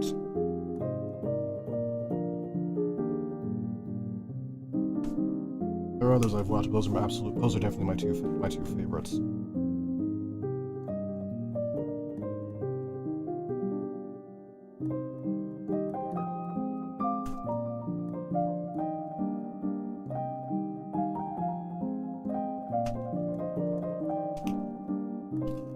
Are You Happy by Baddington made me feel fear I did not know existed.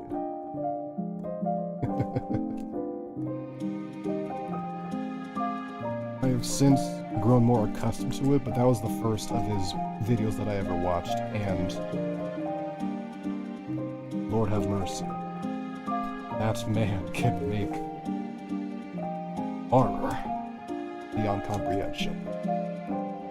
What I love about his work specifically so much is how great of an understanding he has of suspense. Like, it's a lot of his stuff is set play around jump scares, but the setup, the execution of those jump scares is phenomenal. Like, he knows just how to create the most uncomfortable feeling and vibe that you, and dread, that you just know something is coming. Something's about to pop out and scare you. But he always makes you look left, and then boom, it comes from the right. And I just love that kind of stuff. Ooh, gives me goosebumps. Mandela catalog just really, in my eyes, masters the feeling of just making you feel uncomfortable.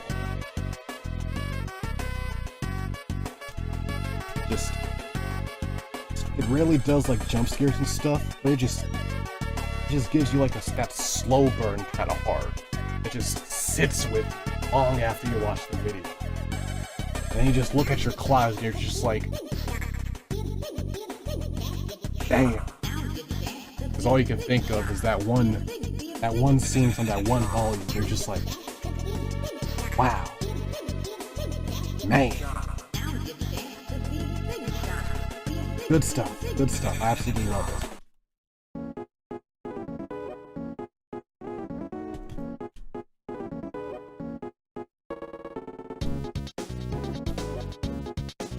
As the years go by, I might actually go the Jordan Peele route. I do this stuff today, but on the side, I'll actually start like producing horror movies and stuff like that. Wouldn't that be something?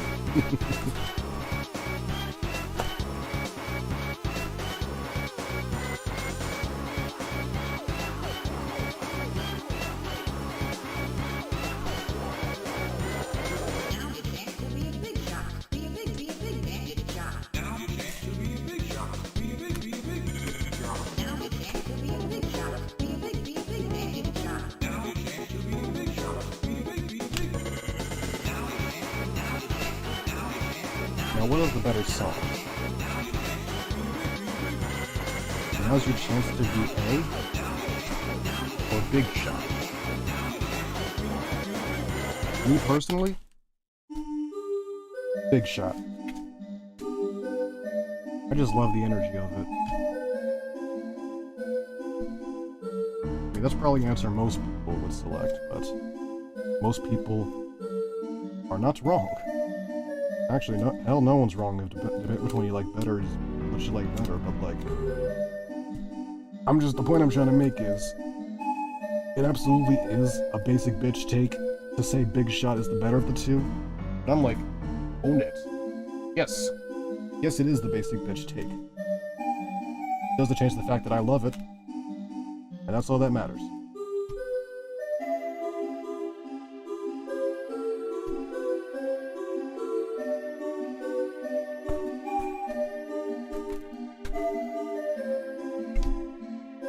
If more people in this world learn to be comfortable with their own opinions, we'd have less car crashes. No, I will not explain the correlation.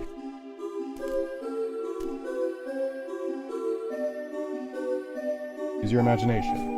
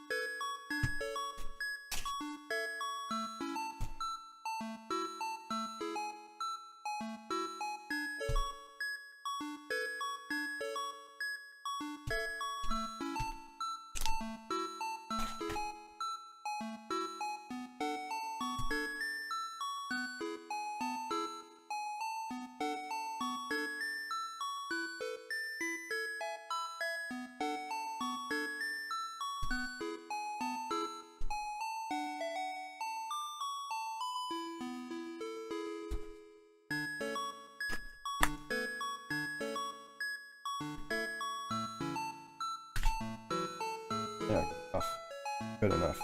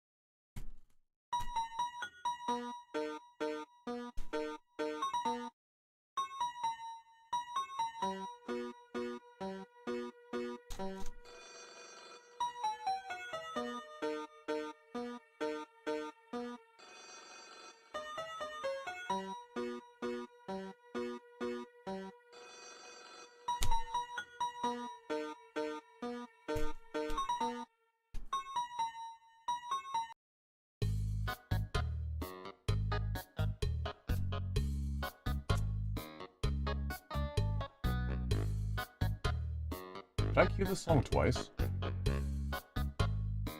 Okay. No problem, it's a good song.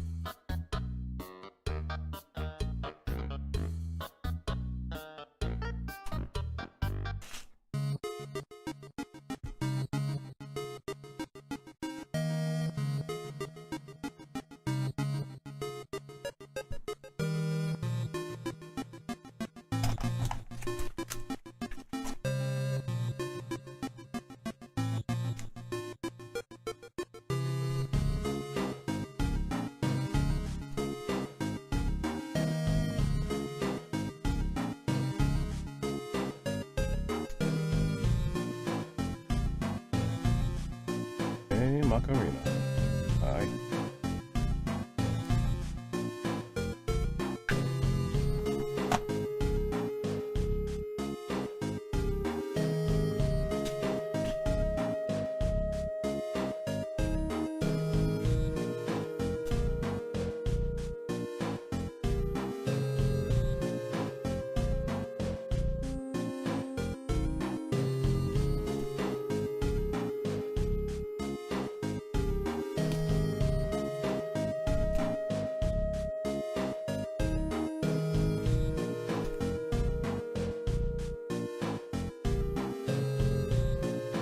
This knife is going to need a bit of a sharpening soon.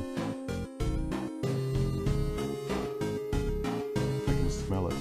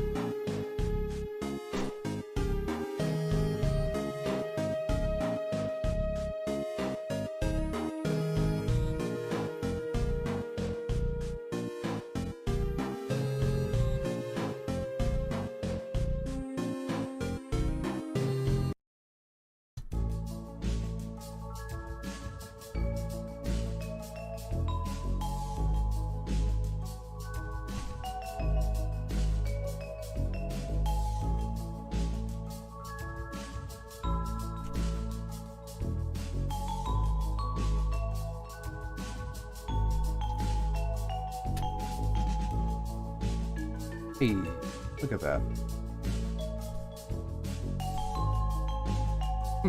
Looks like a little... It's like a little tooting fork. Ding.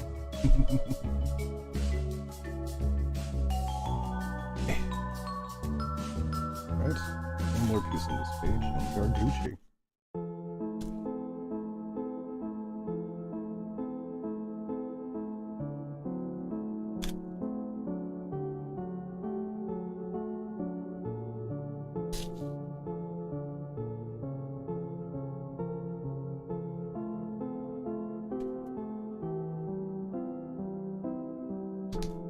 Because of memes, whenever I hear the song, I just think of Moonbase Alpha. Or that one guy doing his little dance to it. Love the way that man can just shmove.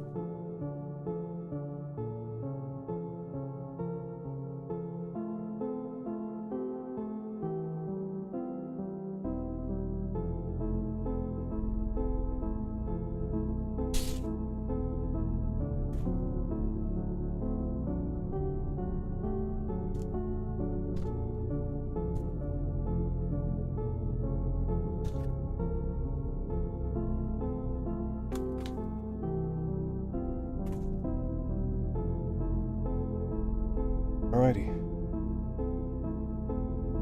I know it's late, so I'm gonna give you a warning. Enjoy this last 15 seconds of quiet, in case you're like trying to fall asleep to this or something. Because it's gonna get loud in a bit. So just a small forewarning.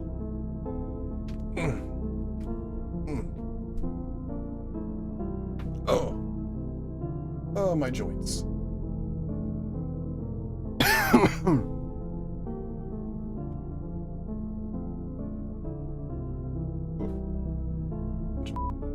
Much better. Ugh.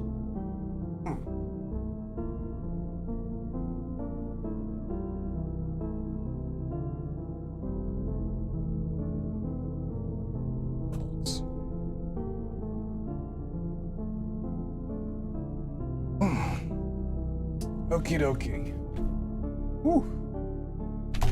Alrighty.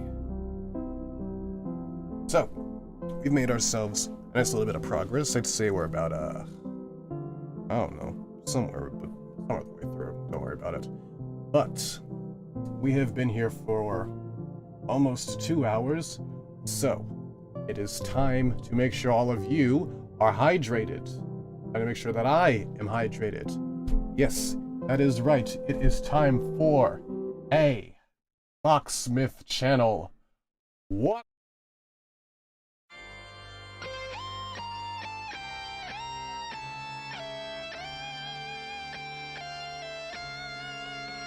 Time where we take our water bottles. Behold, this is my personal not a hydro flask, but a pretentious liquid holder. I made this little beauty myself in high school. It's carried me and my liquids all through this time. So, this, without further ado, let us begin.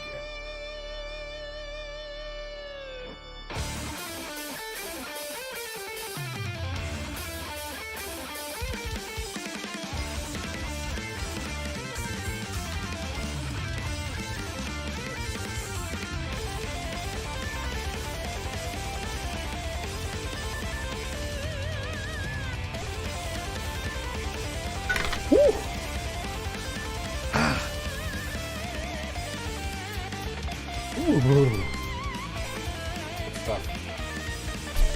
Make sure you at home are staying hydrated yourself.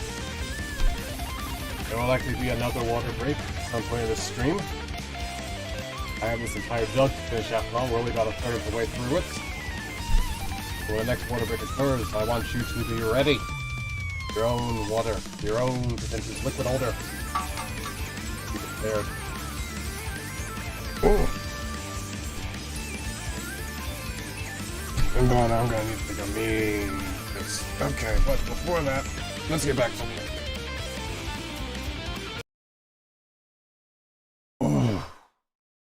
Good stuff. Good water. Yeah, like I said, it's really hot in this room, so I enjoy breaks of moment to hydrate. Alrighty, let's clean up a little bit. We can start on the next page.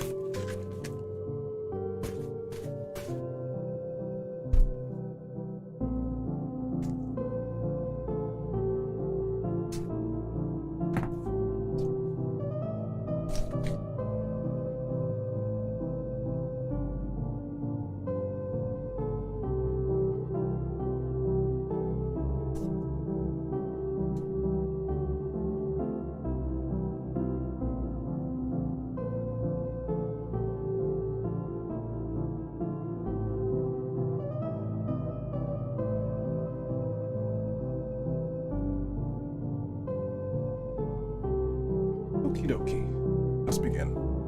Onward to the next page. Alright, that's not so.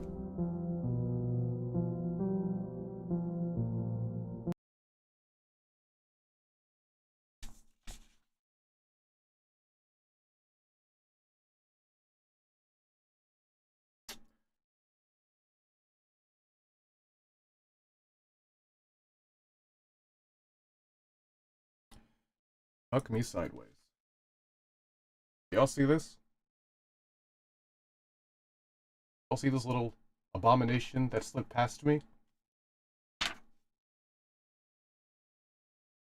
No. No. That's exactly why we do prototyping streams. That does not meet Los Pollos Hermanos standards. That does not meet the Bucksmith standards. That is far too complicated for most people to understand. That is barely legible enough for me to understand. I don't even... What the hell am I looking at here? It's got lines that are overlapping itself. It's defying the very laws of physics that I used to create it. I'm equally as impressed as I am infuriated. Alrighty. Like I said, this is why we do this. This is why we do these prototyping streams. So we can see the little bugs and see the cracks and things like that before the final product is released to the public. Okay, So, am I even going to attempt to cut out that nightmare obelisk?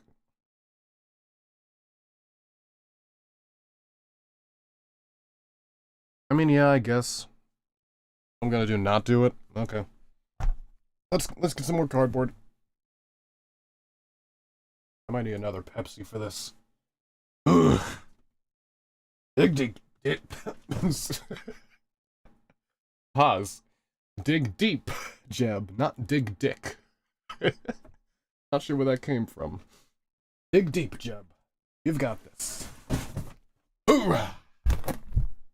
More cardboard.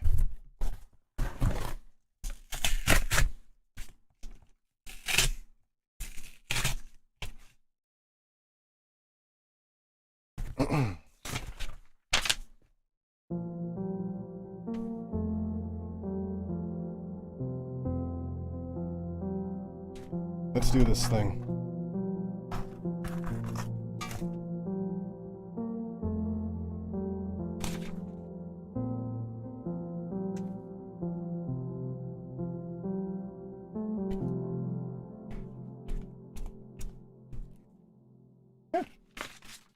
I see you.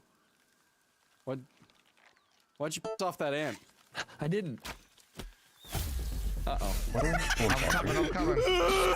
You sound kind of scared. Why you sound scared? I'm getting here. I'm getting here. Oh, how did that get in there?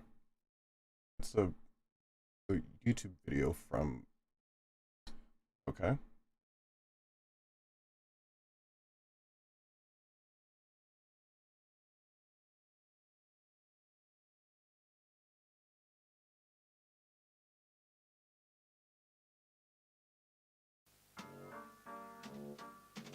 There we go. That's better.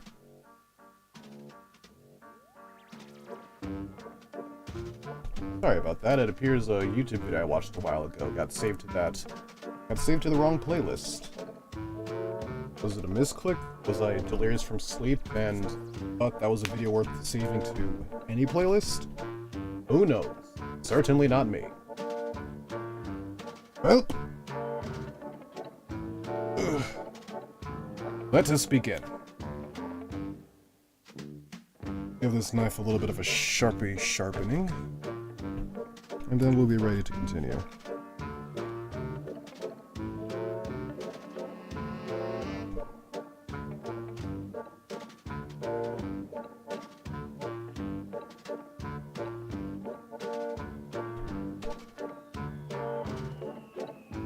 What you do? Glue's almost dry.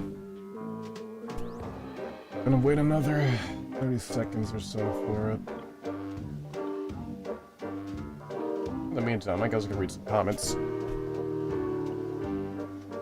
What do we got here?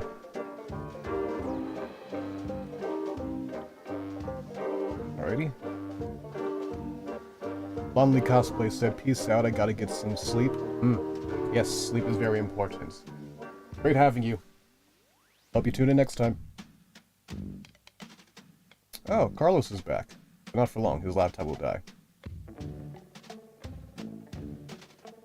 Let's see. Encouragement to drink water. Oh goodness, my phone's about to die. That's not who said that, my phone is actually about to die.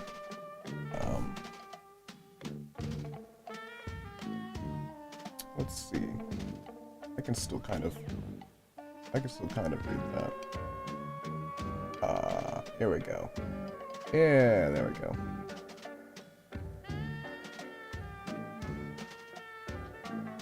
Promos Midreina says, drink water. Yes.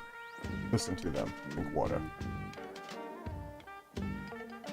Spicy soda. Good luck, my man. Thank you, Spicy soda. I'm going to need all the help I can get to tackle this. Bing. By the way, where are you from? I am from the lovely Atlanta, Georgia, USA. I'm a little bit mad I missed the chance to do the Walter White bit, Albuquerque, New Mexico, but I don't know by heart, I didn't think of it anyways. Atlanta, Georgia. Rainbow Awesome One says, hi Jeb, how are you today? Hello, Rainbow Awesome One. I am doing good.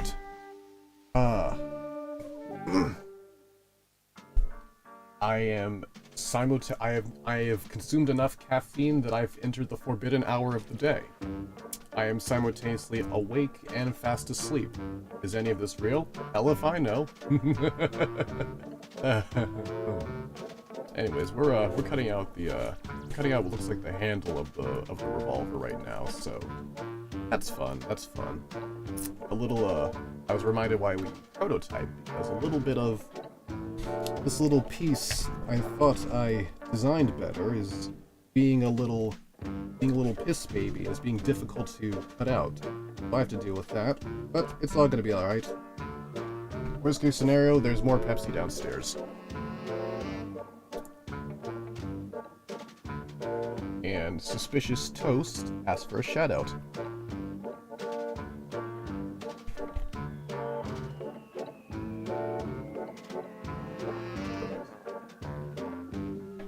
Hello there, Suspicious Toast. Hope you're having a wonderful evening.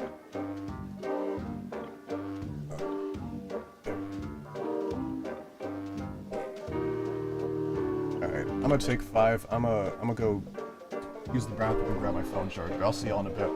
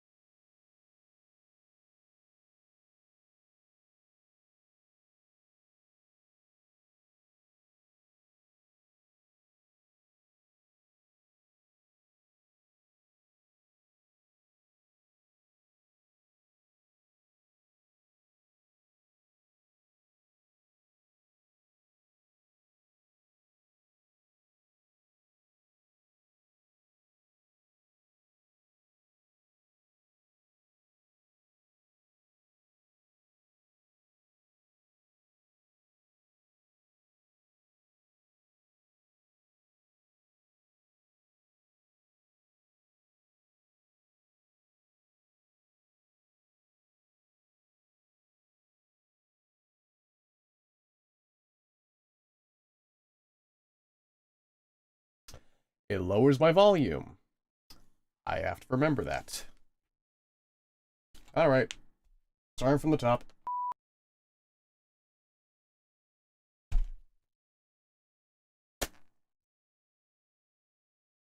I've returned, and I've brought reinforcements. Penis.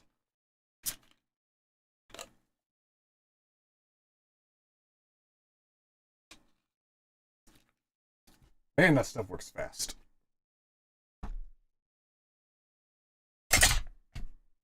Swear to God, those are the exact things I said when I first came back, verbatim. No, I also said, sorry about that, that was awkward. The stream music cut out. I thought I put an extended version of that song on there. Turns out I didn't. Good thing I wasn't gone too long. Okay, now we're back up to speed. As I was saying, I was reading a few more of y'all's comments. I got a couple more.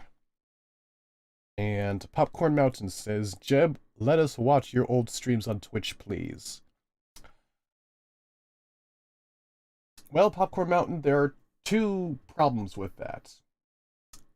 One being a lot of my older streams aren't available anymore, even on Twitch, because when I filmed them, I wasn't aware that you have to manually toggle a function for Twitch to save your streams into VODs.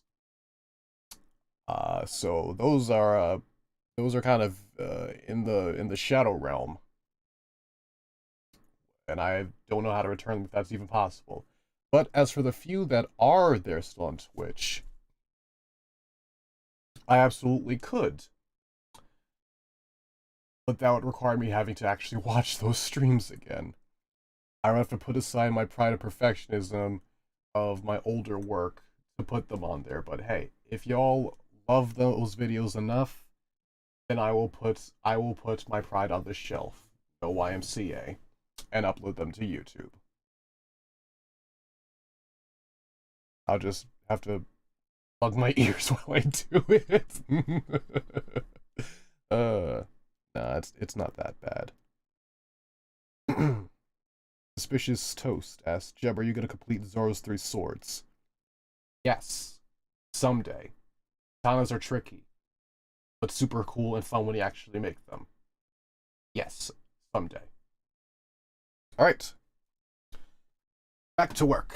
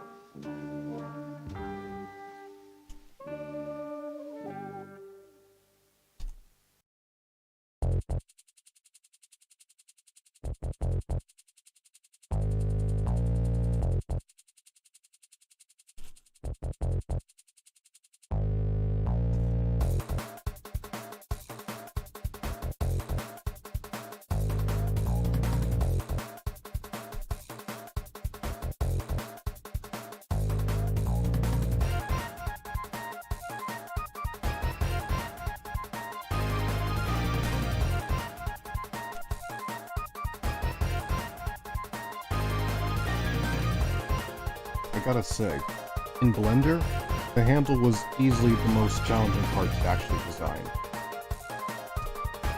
I'd only taught myself 3D modeling earlier that week, so undertaking a project with geometry as complex as Revolver from ULTRAKILL, I always term complex loosely. It's relatively simple in the grand scheme of things, but to a beginner like myself, relatively complex.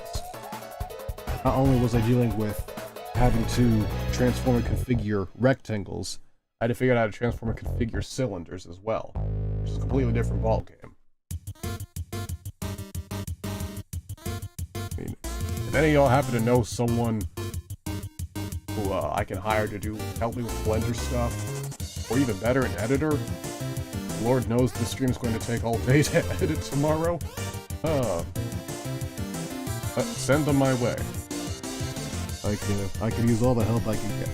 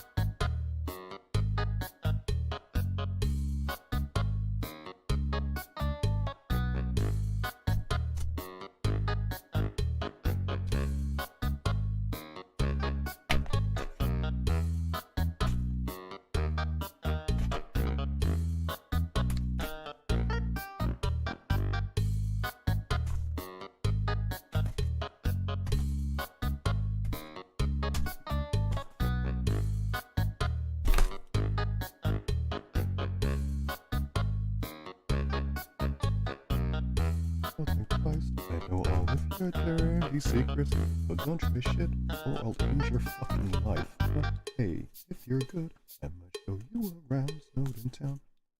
Oh, wrong verse. Look, buddy, I'm a box. That means I solve problems. But not problems like, what is beauty? Because that would fall within the paradigm of your conundrum of philosophy. No. I solve practical problems. Like, how am I going to stop a big old cardboard Mother Hubbard from tearing me a corrugated souffleur's new behind? The answer? Use a cardboard mallet. And if that don't work, use a bigger cardboard mallet. Or a sword in this case. Take for example this. Behemoth of a little number. A boxing executioner blade. Designed by me. Built by me. And you best hope. And you best hope. Not pointed at you.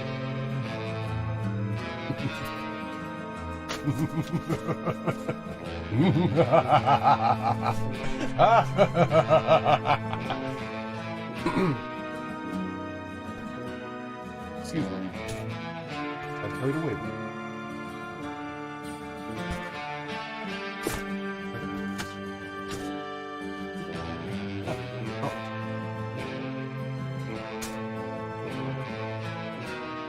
Yeah, good.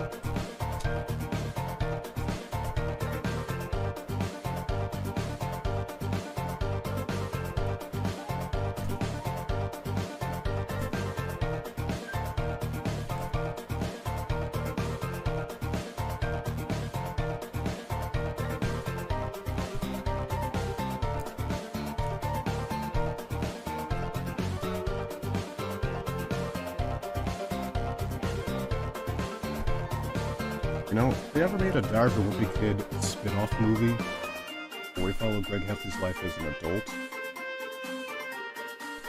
I want Christian Bale to play Greg.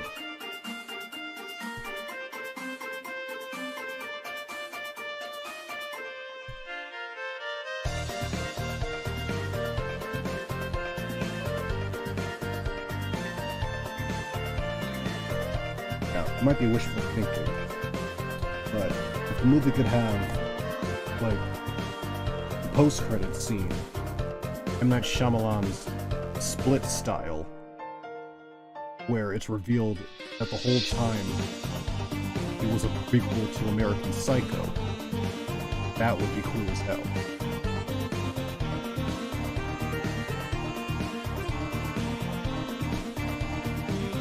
I would absolutely watch that.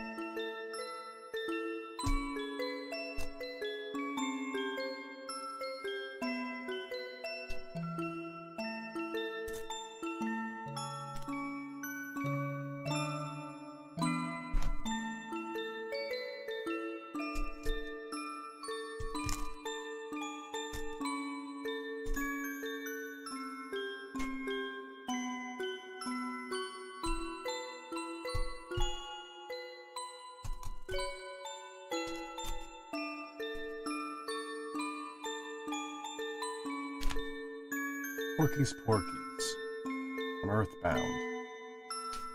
That's the song I should add to this playlist.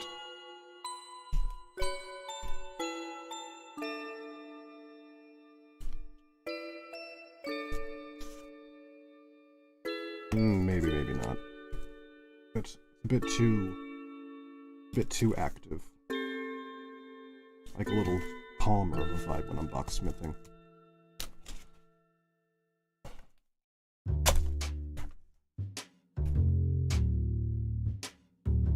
Like that.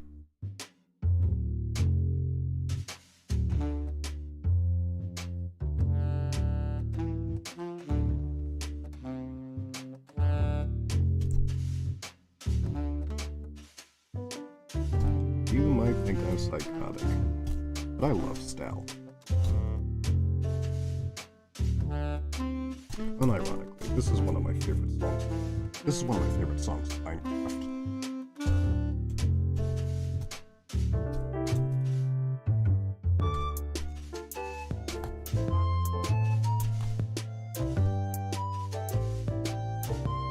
I just like dumb shit. Who me?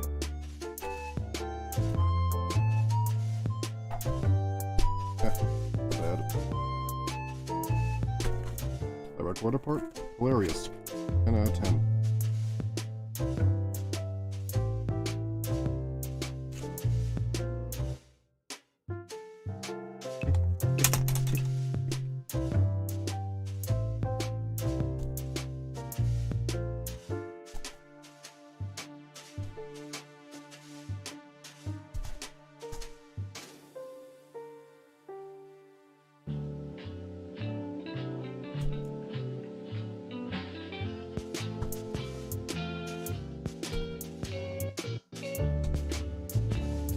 Okay, in actual practice, this abomination piece proving to be a bit less daunting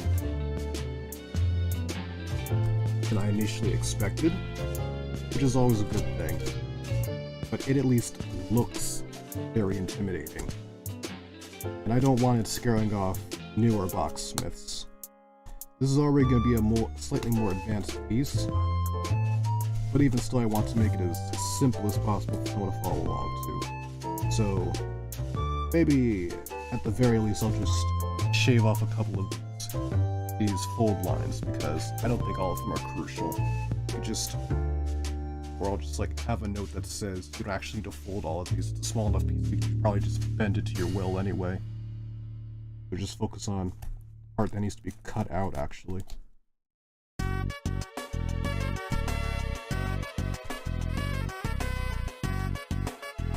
Now, my point earlier about Big Shot being better than Now You're Ready to Be A, that is not to say I do not like, are you? Yeah, now's your chance to be A. A really nice song. But without it, it's like the setup to the punchline, which is, you know, implied by the fact that its name Now's Your Chance to Be A, followed by Big Shot, which takes everything Now's Your Chance to Be A does, and it just makes it 10 times more fun and festive and interesting. So, I don't dislike it, I quite like it actually. It does its job.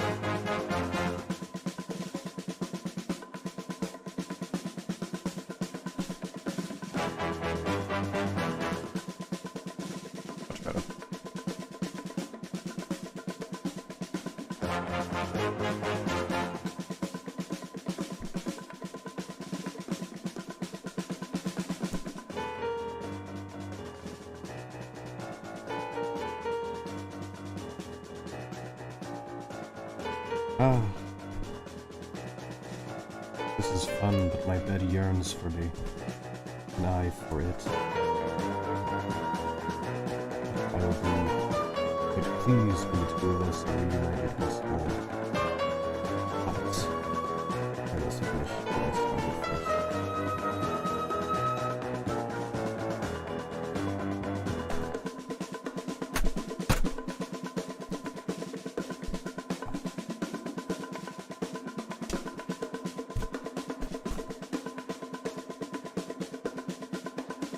Little one. For me, please.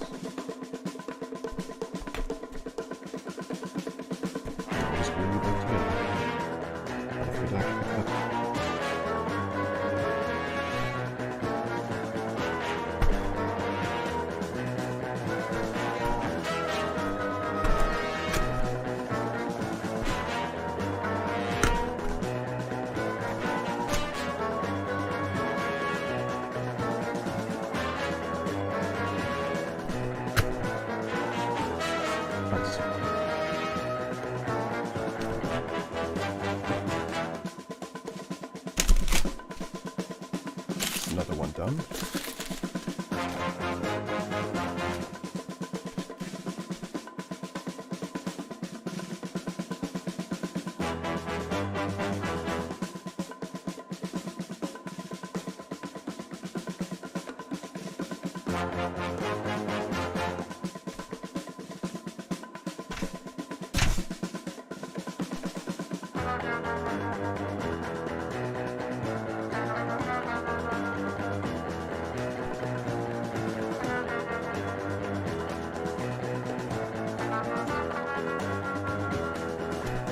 This would be a good point for me to maximize the amount of space I save with the arm like that. Actually cutting off a little bit of this paper, so put the entirety of it onto this piece, and I can essentially get almost portions of hardware worth of this one piece that I'm so actually circular focus paper. Oh yeah, just things that you think about while smoking.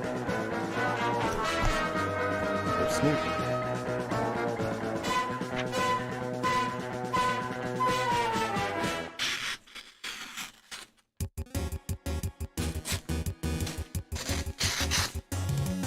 This is some good sharp scissors. I like them.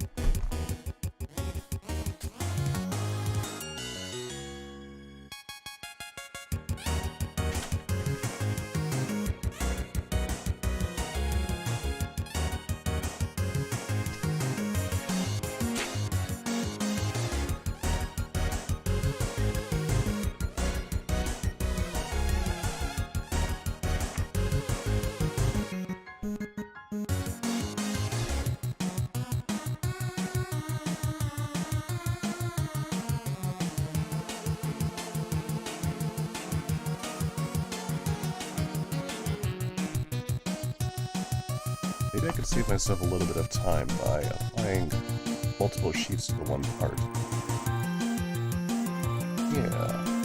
Yeah, that could work. Yeah, that works.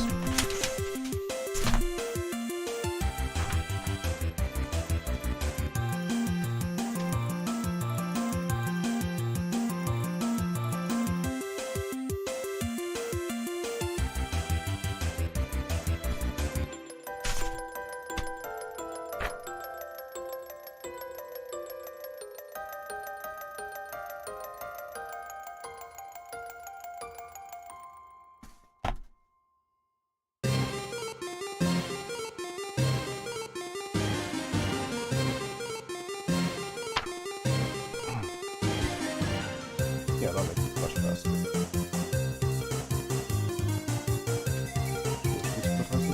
Love to see it. Love to see it. It's also super fun doing this prototyping because I can actually see a little bit of all the different pieces I remember making and what they're actually going to form into. Sorry, that was a bit loud.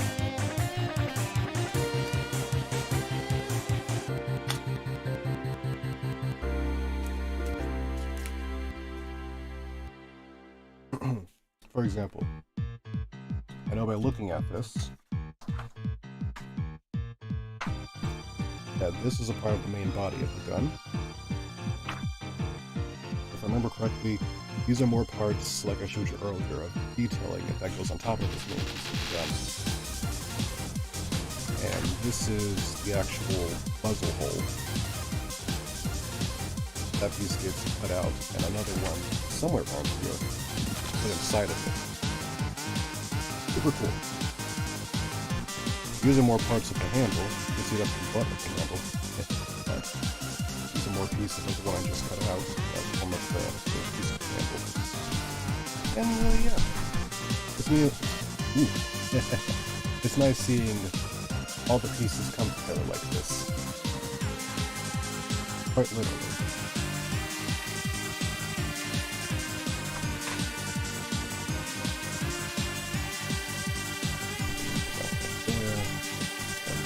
Really just one big piece. I can just cut you down a bit more with, so.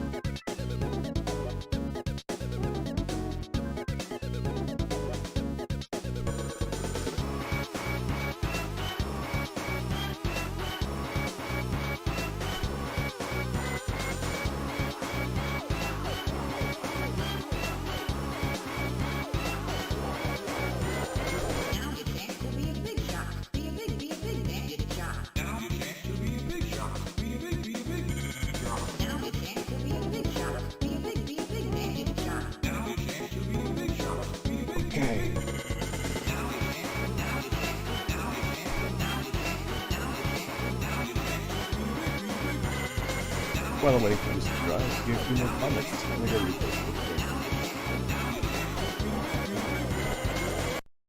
Ooh.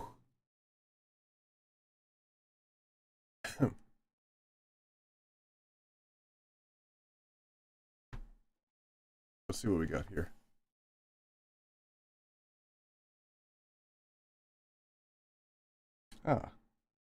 LB Ojiwa Prime 26 asks, Ayo, is it too hard to make Carbo with goggles?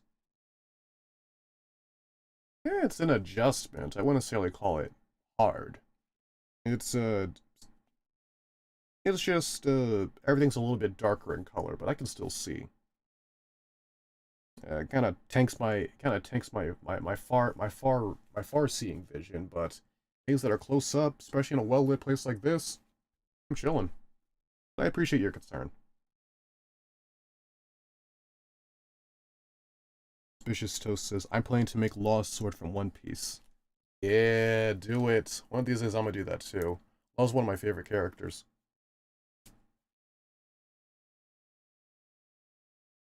On a completely unrelated note, has anyone read the latest chapter of One Piece? The latest chapter? I think it's 1080 something. It's a great day to be a fan of Law. Great day indeed.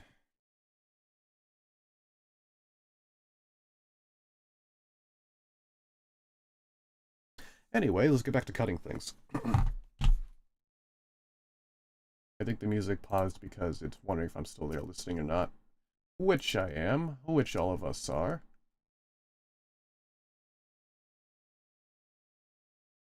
Yes, Google, I am still listening. Thank you. Much better.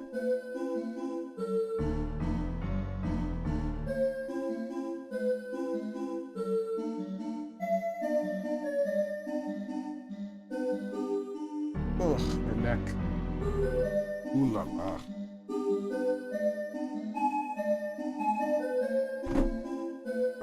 Okay. Where was I? Cutting things out. This is probably, makes me upset. Did I never glue this one? I guess not. Made a fun sound. The top came off.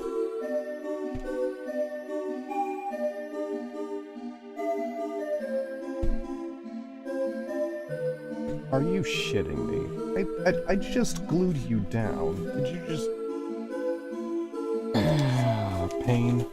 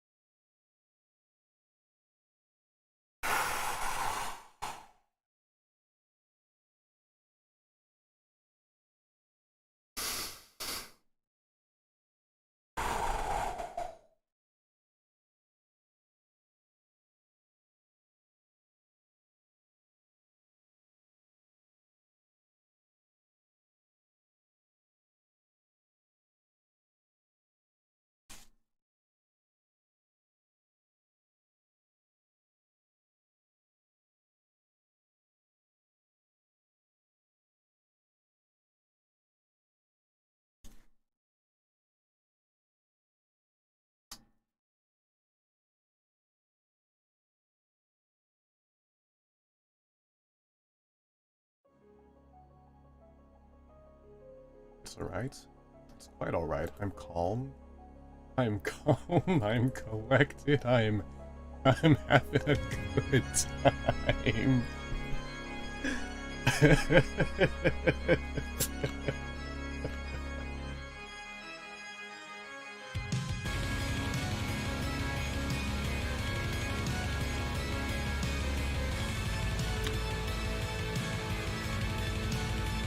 Sweet pizza seizes the pain.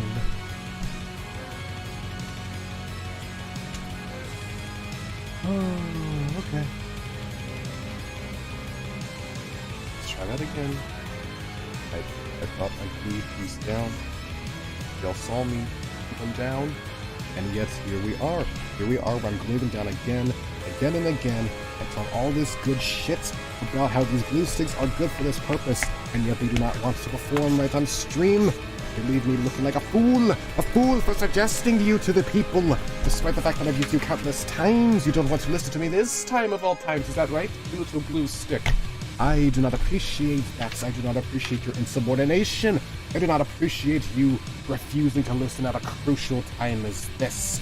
Do you understand what's at stake here, little glue stick? Do you understand why I need you to do the things that I ask of you? The people are watching. This is my most ambitious template yet, and you are making a mockery of it. Mockery, and I do not appreciate a mockery of my art, a mockery of my work. It does not make me feel bueno, my little friend.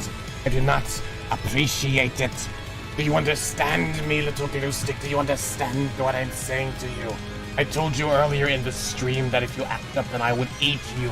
And I am slowly considering doing just that. But if I ate you, I would not be able to use you. So for the time being, I am willing to put up with your bullshit.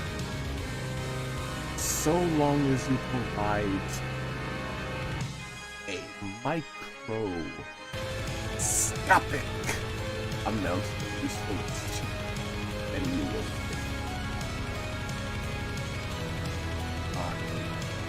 mark my words.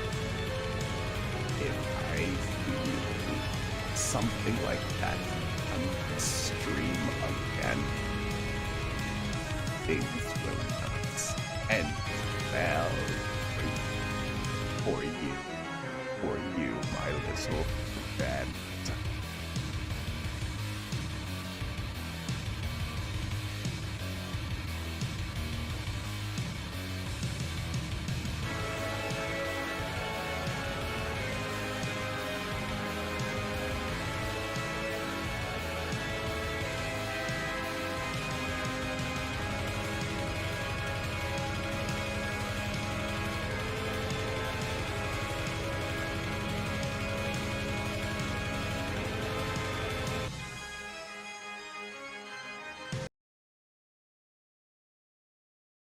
Okay, let's resume.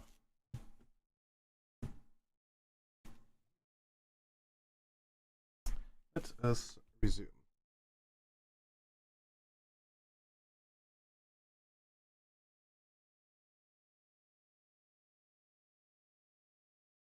In my little conversation with a glue stick, it appears that the pieces have successfully dried this time. So I think it got the message. I think we're cool now. Excellent, excellent, truly excellent. Okay.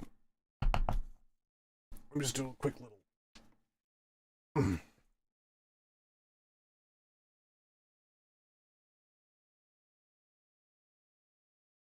Oh. Can't hear it, but my spine is cracking like a glow stick.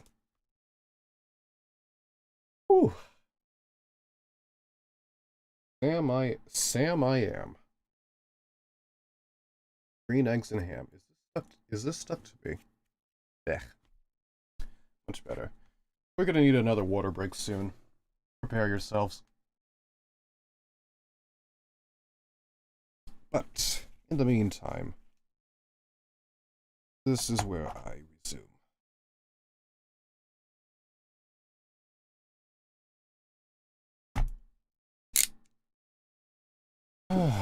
Okay. This is too big of a knife for that one. That's better.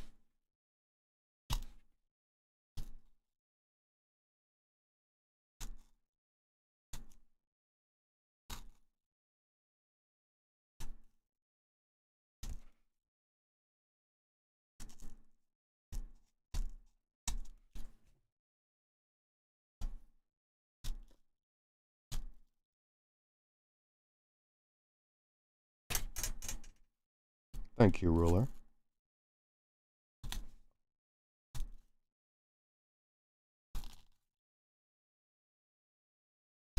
Is it possible for a boxer to possess a ruler of everything?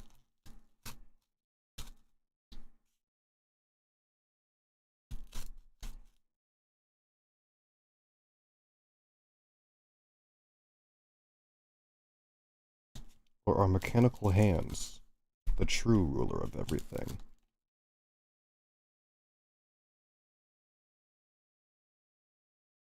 Is the Terminator the ruler of everything?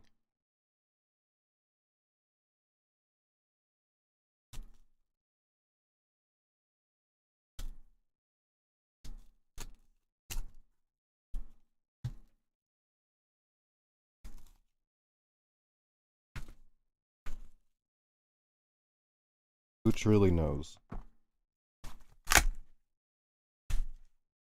You try to pretend to understand, but resemble a fool, though you're only a man, so give it up and smile.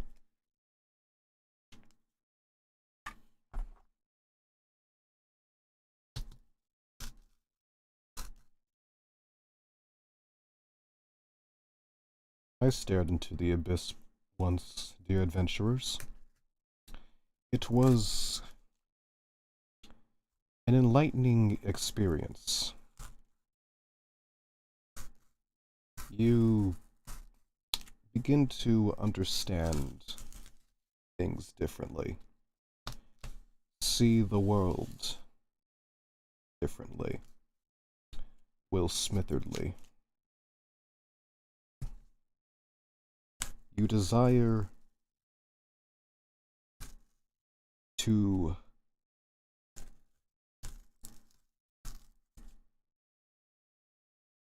ride Mr. Bones' wild ride. The ride that never ends.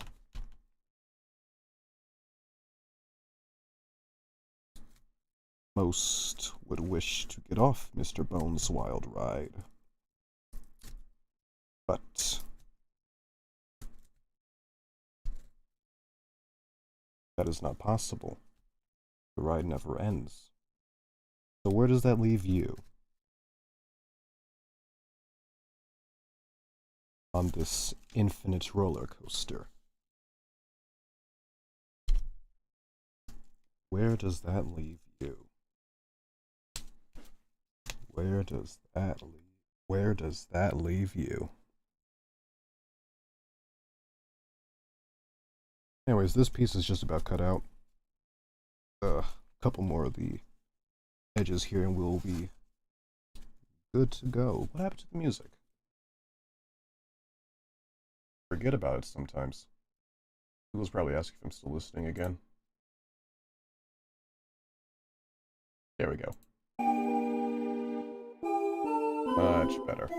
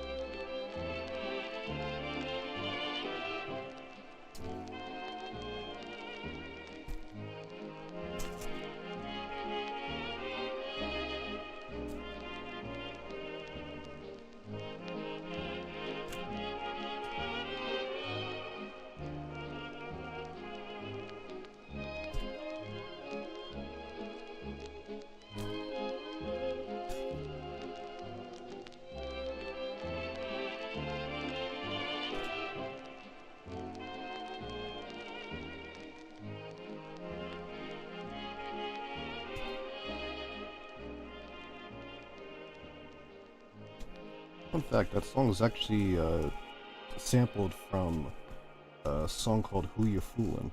No, Were You Foolin'? It was made by Hakita as something of a homage to the project Everywhere at the End of Time, where it has that cloudy, fadey, dementia-y vibe that everywhere has. Not Where You're Fooling, that was made by someone back in like the fucking 40s or something like that. I mean Take Care, the ULTRAKILL song we were just listening to. Even the name itself is a reference. Take Care, Caretaker, one who made Everywhere at a Time. Fascinating stuff.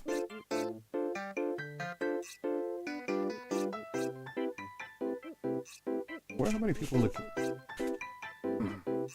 I wonder how many people in the ULTRAKILL community actually know that. Is that like the what's his face who broke his toe in Lord of the Rings fandom? Is that the equivalent of that? It's like, did you know that Take Care was inspired by the work of the Caretaker?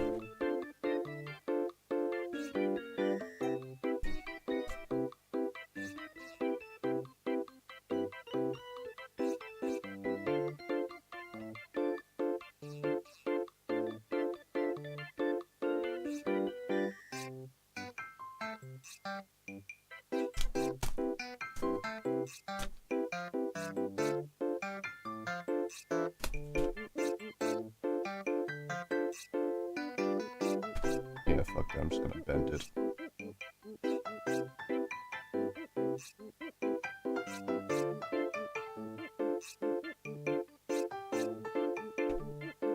There we go. Move that up. Which direction is my mic actually facing, so I know where to speak into it. Right there. Okay, great. Next, we might consider not removing, or I guess space moving my camera's position somewhere where, or maybe I should move where my mic is to the other side, so I don't have to lean into the opposite side of the desk whenever I want to talk to you. You can't see my face anymore.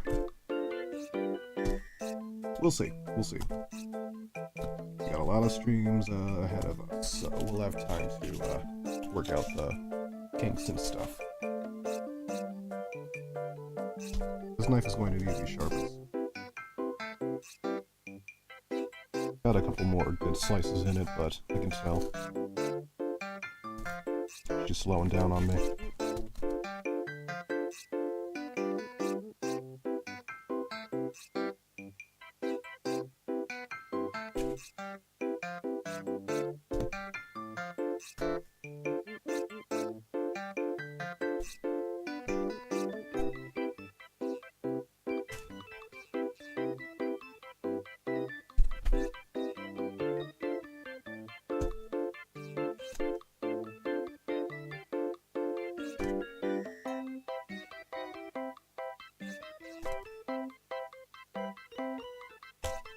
It might be just because I'm a big old weeb, but whenever I'm doing long cuts with my knife, I like to think I'm imbuing it with armament haki.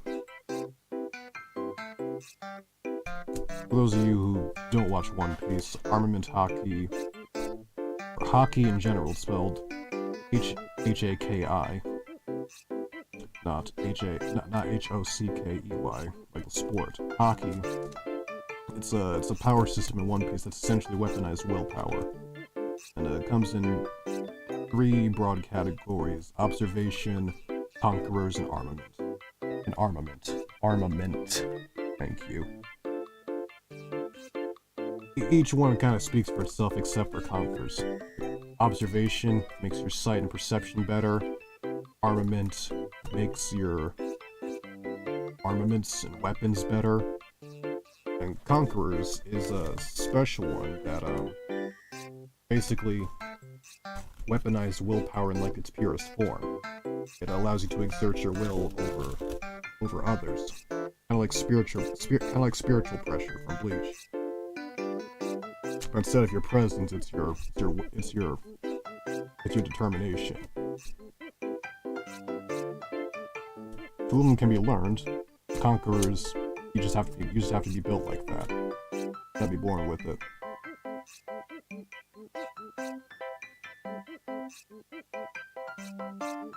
But as I was saying, armament haki If it were real, I could use it to like coat my blades and make it so that they never dulled when I cut stuff.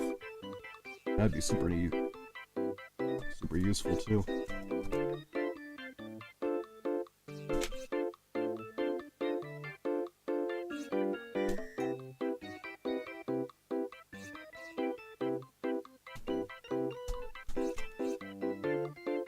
Even observation hockey would be useful for what I do.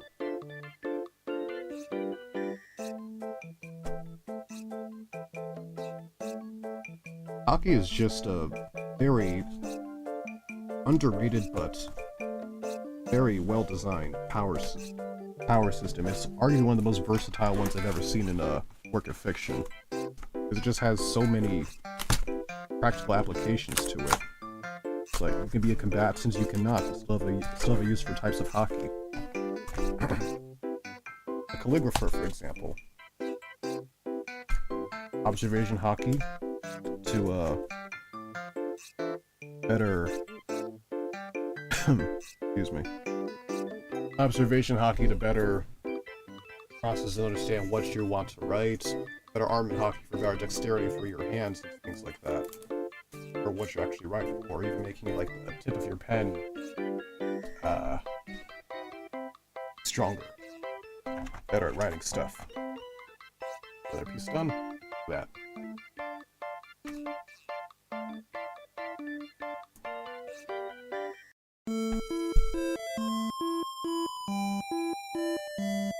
Oh boy.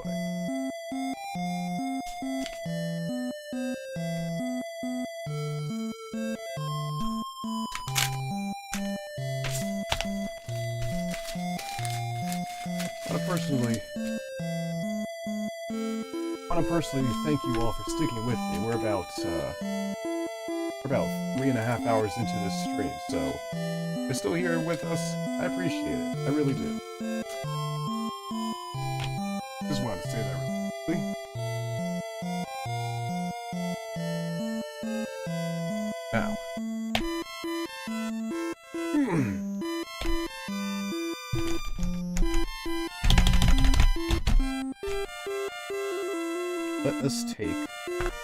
Let us all take a small little break, for it is time for not just any break.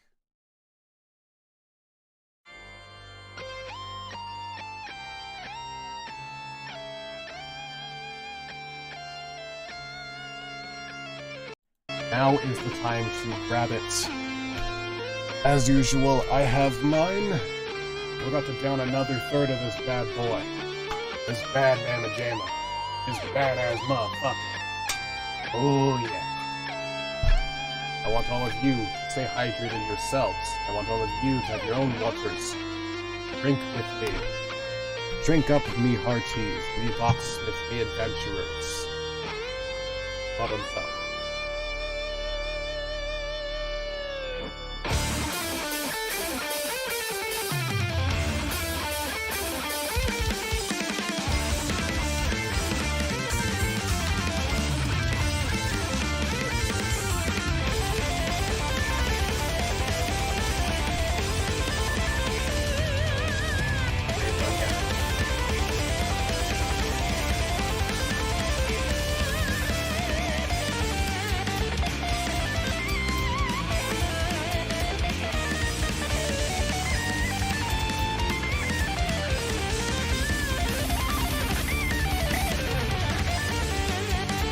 Don't try to step on.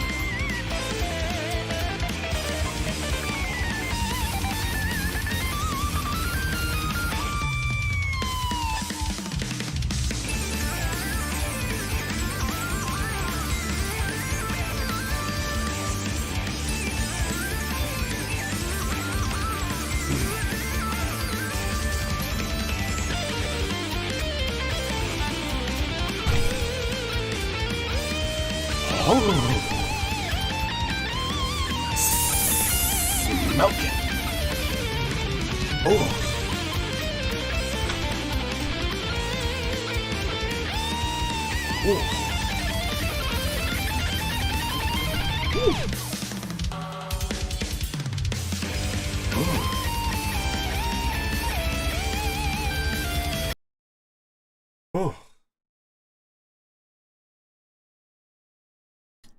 On the one hand, I'm very impressed with myself. On the other, I am very disappointed in myself. There's a lot of range of emotions here. But, yeah, I've conquered the pretentious liquid holder challenge. Trademark pending.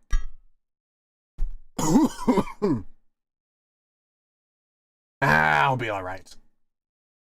I'll read some comments, it'll make me feel better.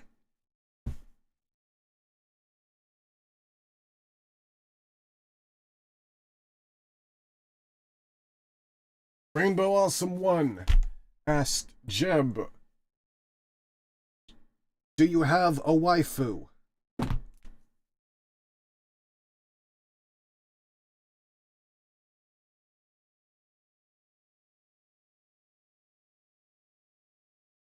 No. No, I personally find the concept to be kind of strange to find a fictional woman attractive. Could not be me. Could not be me. Nico Robin One Piece. Could not be me. Next question. Jeb definitely has Conqueror's Haki. I believe it. Cool. Okay. Order has been consumed. Questions have been answered.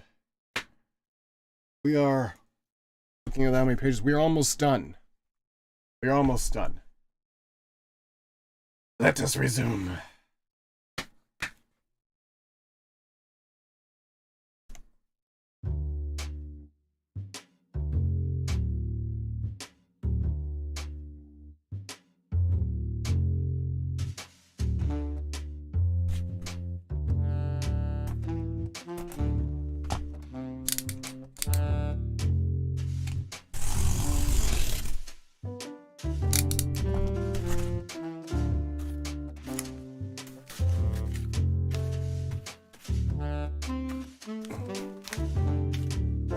Into the recycling. Go.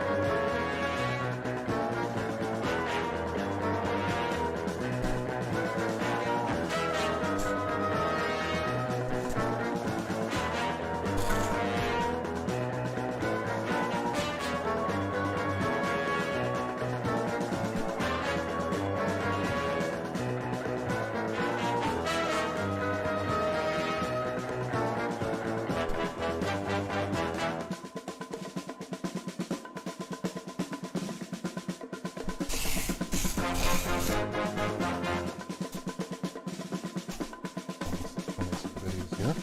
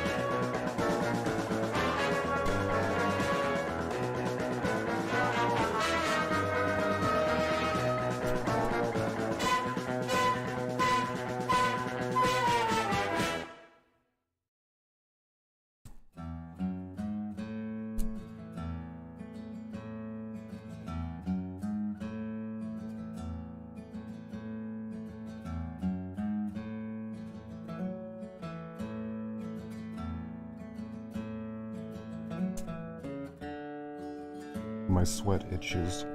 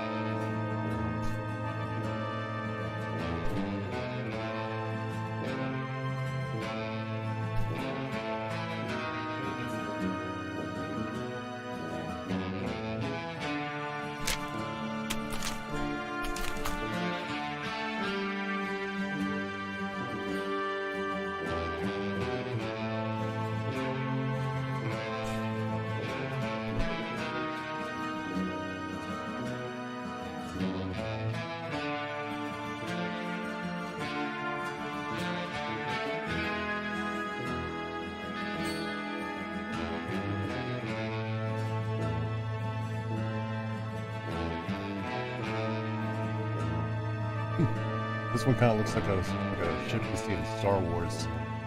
Kind of like, that reminds me of either a B-Wing starfighter or General Grievous's personal little ship. The shape vaguely reminds me of both.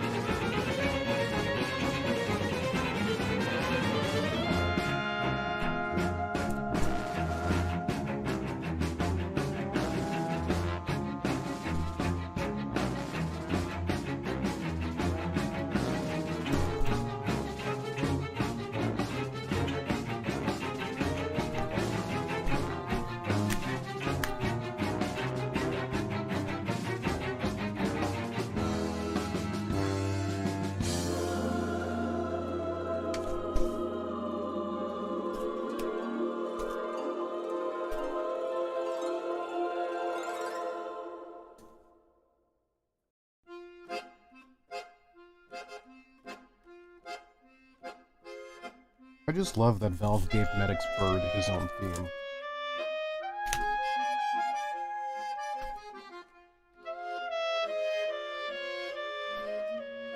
Completely unnecessary, but I'm totally glad they did.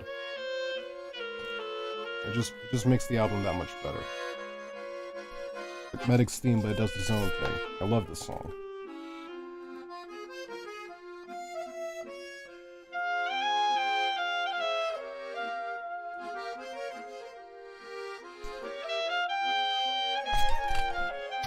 Does Archimedes actually carry lore significant to Team Fortress 2?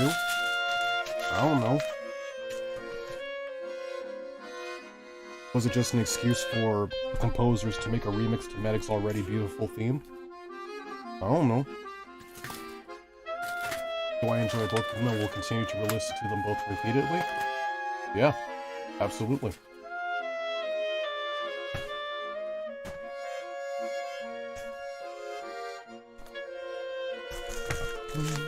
Clean up, everybody do your share.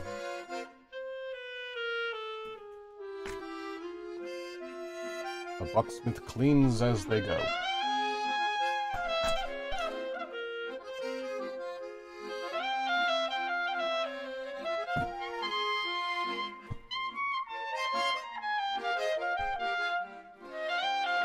A clean workspace may be the clean workspace may resemble brain.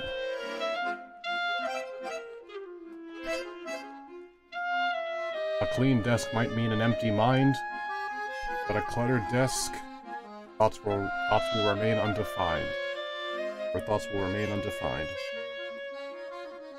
So keep your space, maybe not perfectly clean, but at least have some order to the chaos. That's what I say.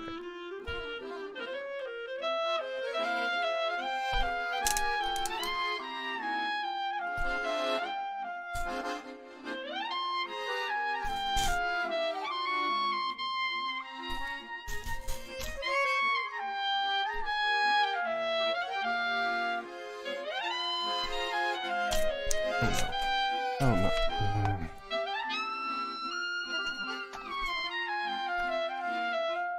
It's not the end of the world. Just considering I can just glue the pieces back together. It's just a bit frustrating.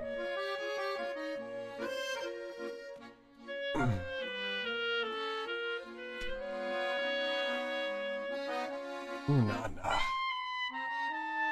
That's my name.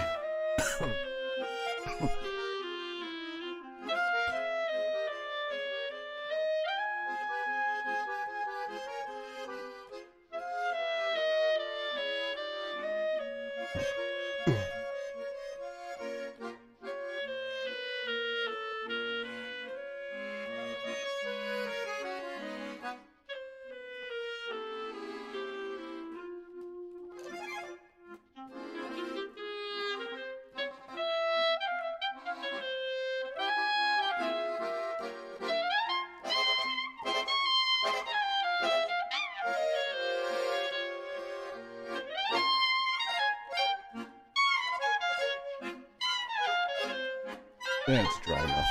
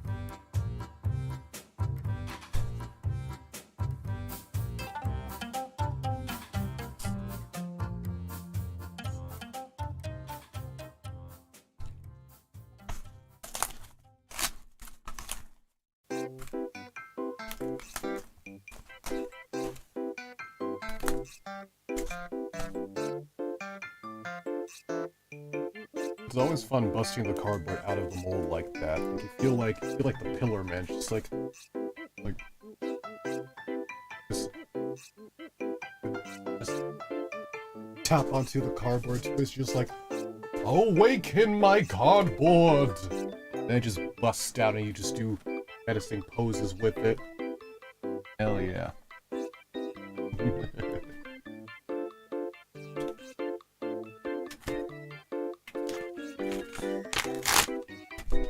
It's the little things in life that bring the most joy. It's another piece of stone, and a big one at that. Excellent, excellent, excellent.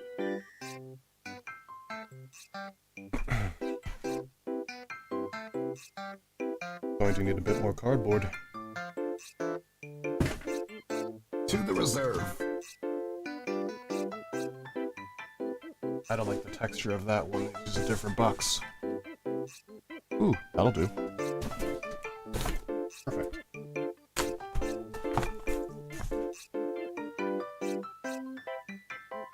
Ooh,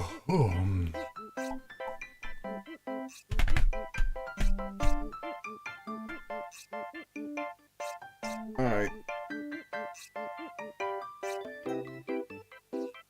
I'm gonna take a small break. We'll be back in 5.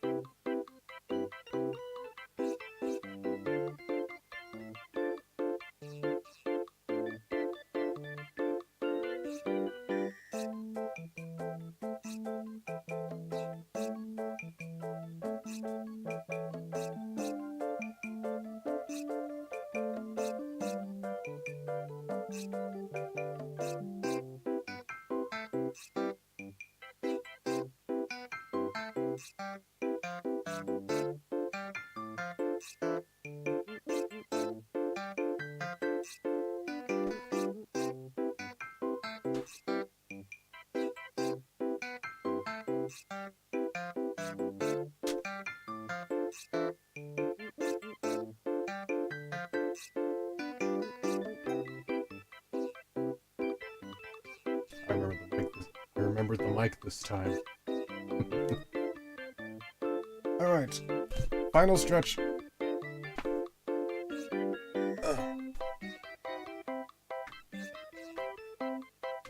Let's finish this.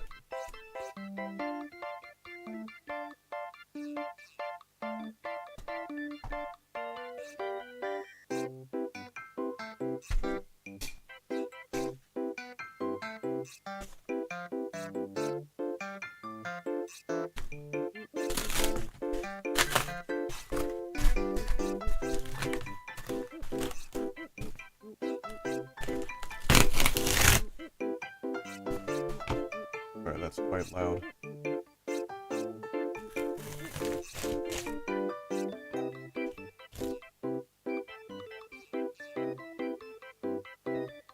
Oh, that was better.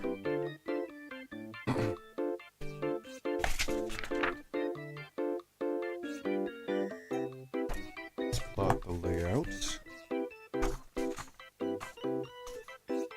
And then we will do the old chip chop.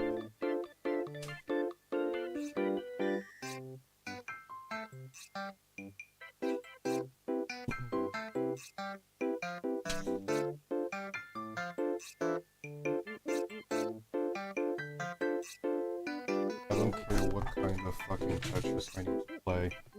I don't care what type of fucking Tetris I need to play. I'm putting all of these on the one sheet of cardboard.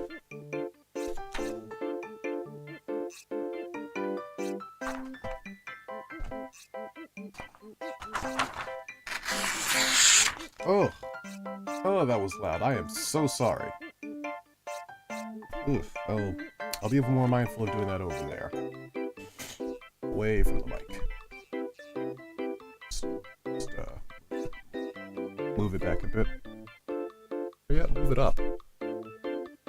Wasn't it up that high earlier? Has it been slowly falling? Has it been slowly falling this whole time? Or did I intentionally move it down? I know the camera's been slowly falling. I know the camera's been slowly falling this whole time. I'm pretty sure if you check back in the VOD and just like watch this, you'll like slowly but surely see the camera just droop down a little bit before I put it back up again. But I digress. Back to the task at hand. Figuring out how to put all of this on one.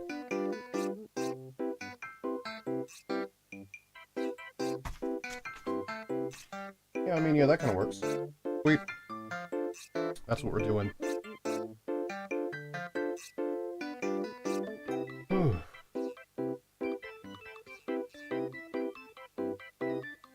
Sepsis, my beloved, come to me.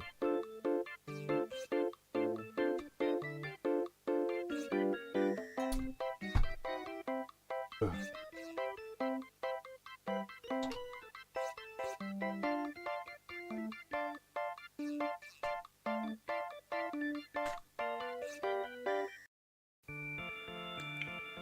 Caffeine. The greatest and worst thing to ever exist. Love that stuff.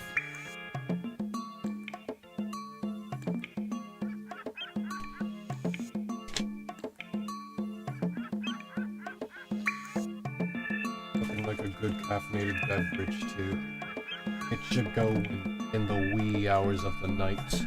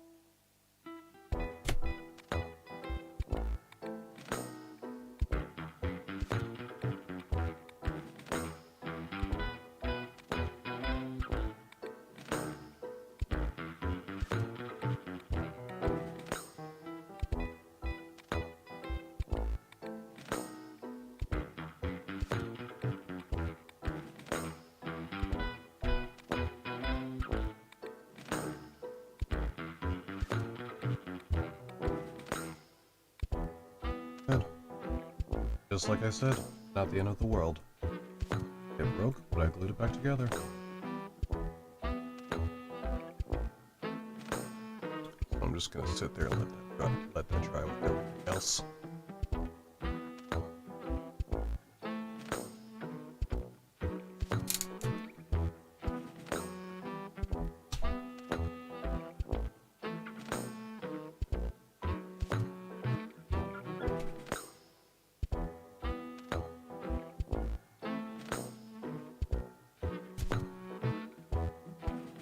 If you can't run, walk.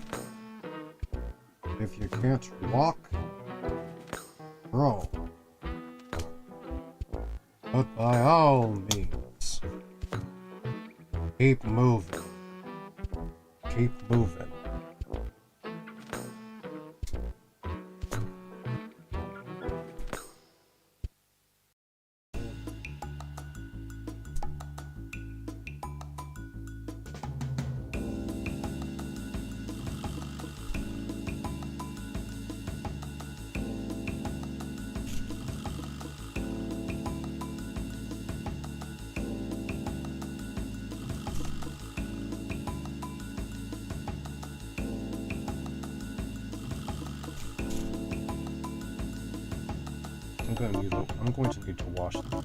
I'm going to need to wash this fucking apron. I can already tell it's going to smell crazy after tonight is done. Can you wash a cardboard gauntlet? 'Cause I'm sweating like a pig here. And I know that's just gonna... Yeah, I'll have to put a pin in that, research ways to clean cardboard, like maybe like scrub it with a Lysol wipe or something. The inside. That might work. I just leave it to dry. Yeah, I'll try that.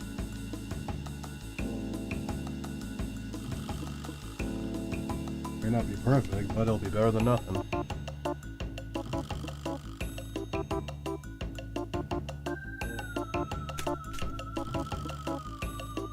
That's another piece done.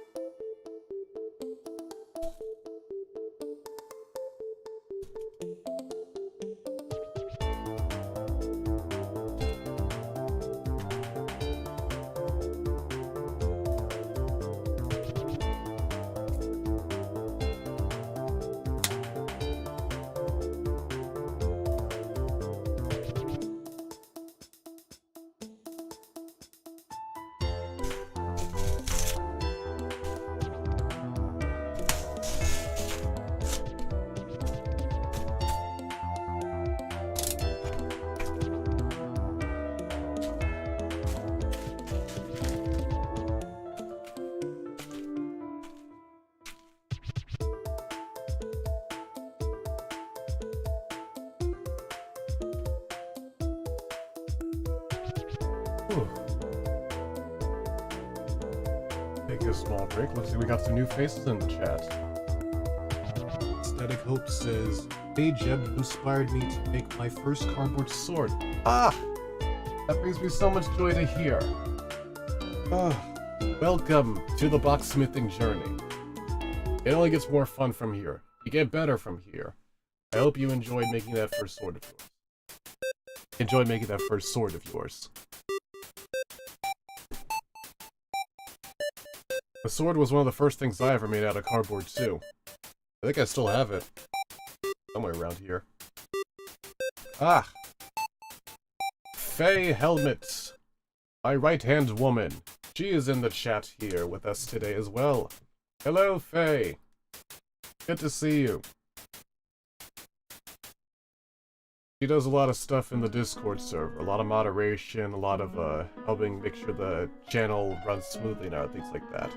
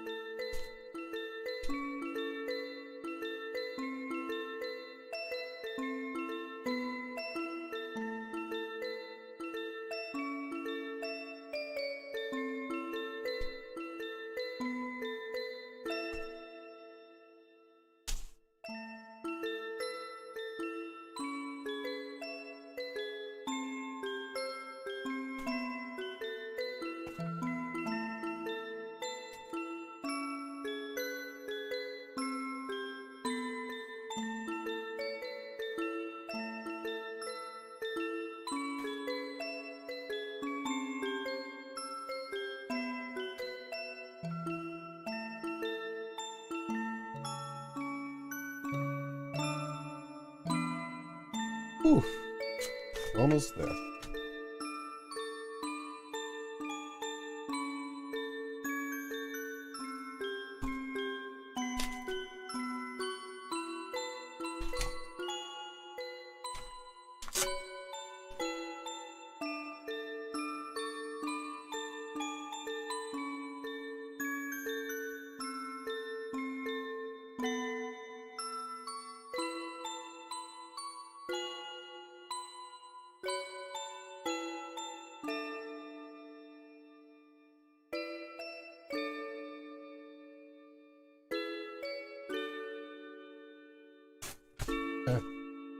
Oh no.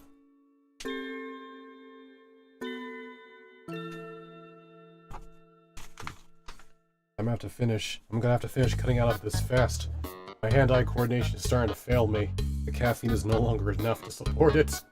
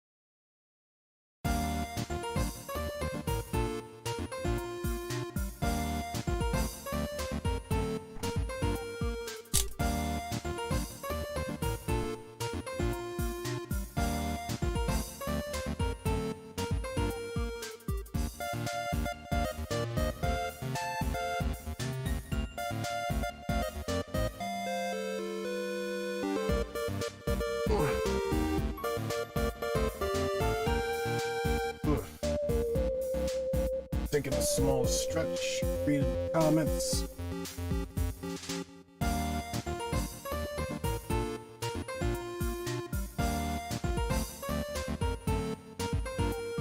Jeb, did you see the new Revolver variant? Yes, I did. It looks super cool. Very exciting. We're getting a surprise update to the game in like 2 days. Wow. Time flies when you're having fun, me boys. That's very neat. Cyber grind update. I need to do more cyber grinding in general, so it's neat that the new Revolver comes out then.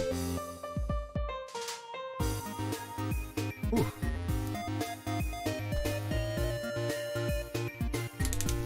And like damned Daniel, I am back at it again with the white band.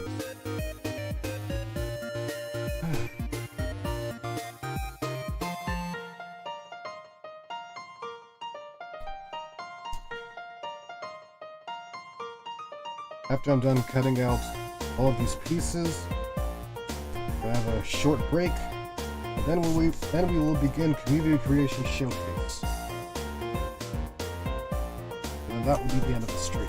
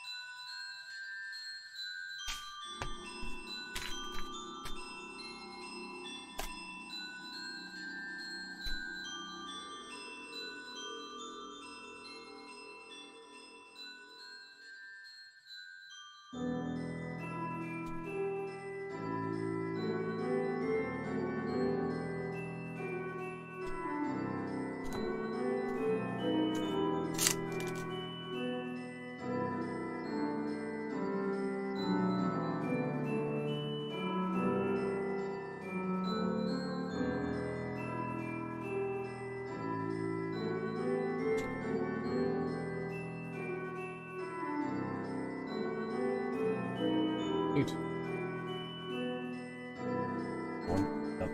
Another one to the pile.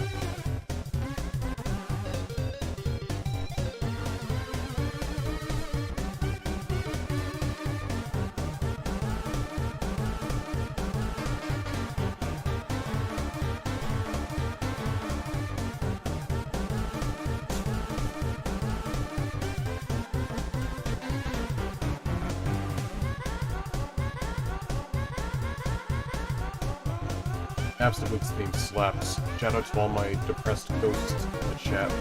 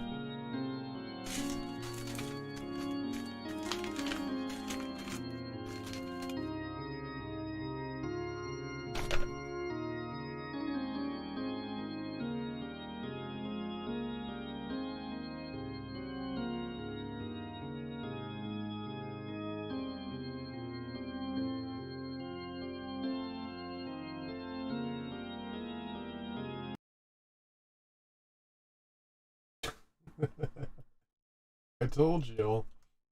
If you watch the VOD back, you can see periodically the camera slowly drooping down. Trying to fall. Okay, but we have completed all of the pieces. Let me just get some of this trash gone.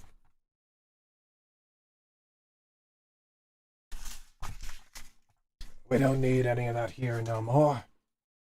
What we all need is just this.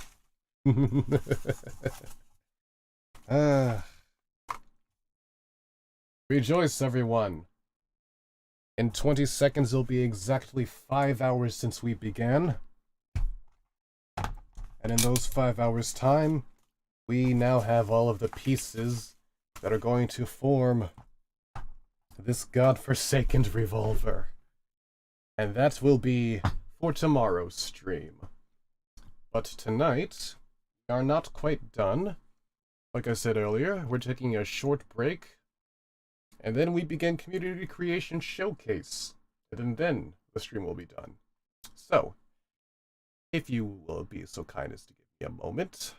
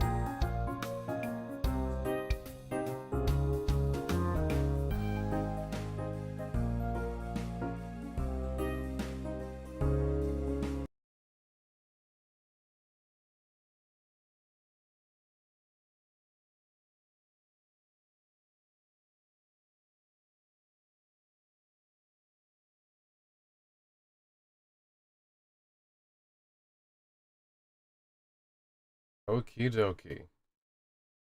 Alright, my dear adventurers. It is time for the final act of the night.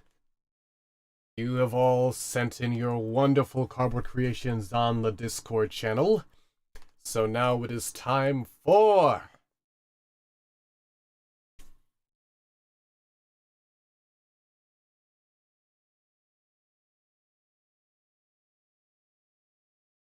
One second.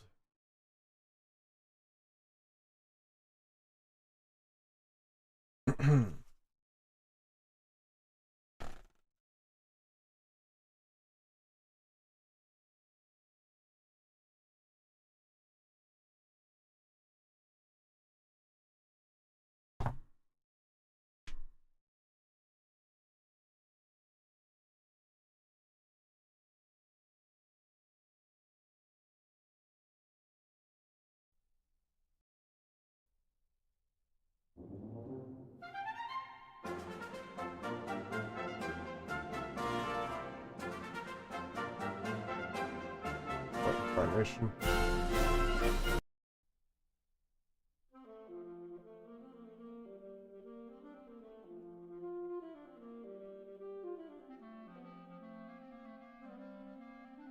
Well, this is awkward. You know what? We're just gonna... Yeah.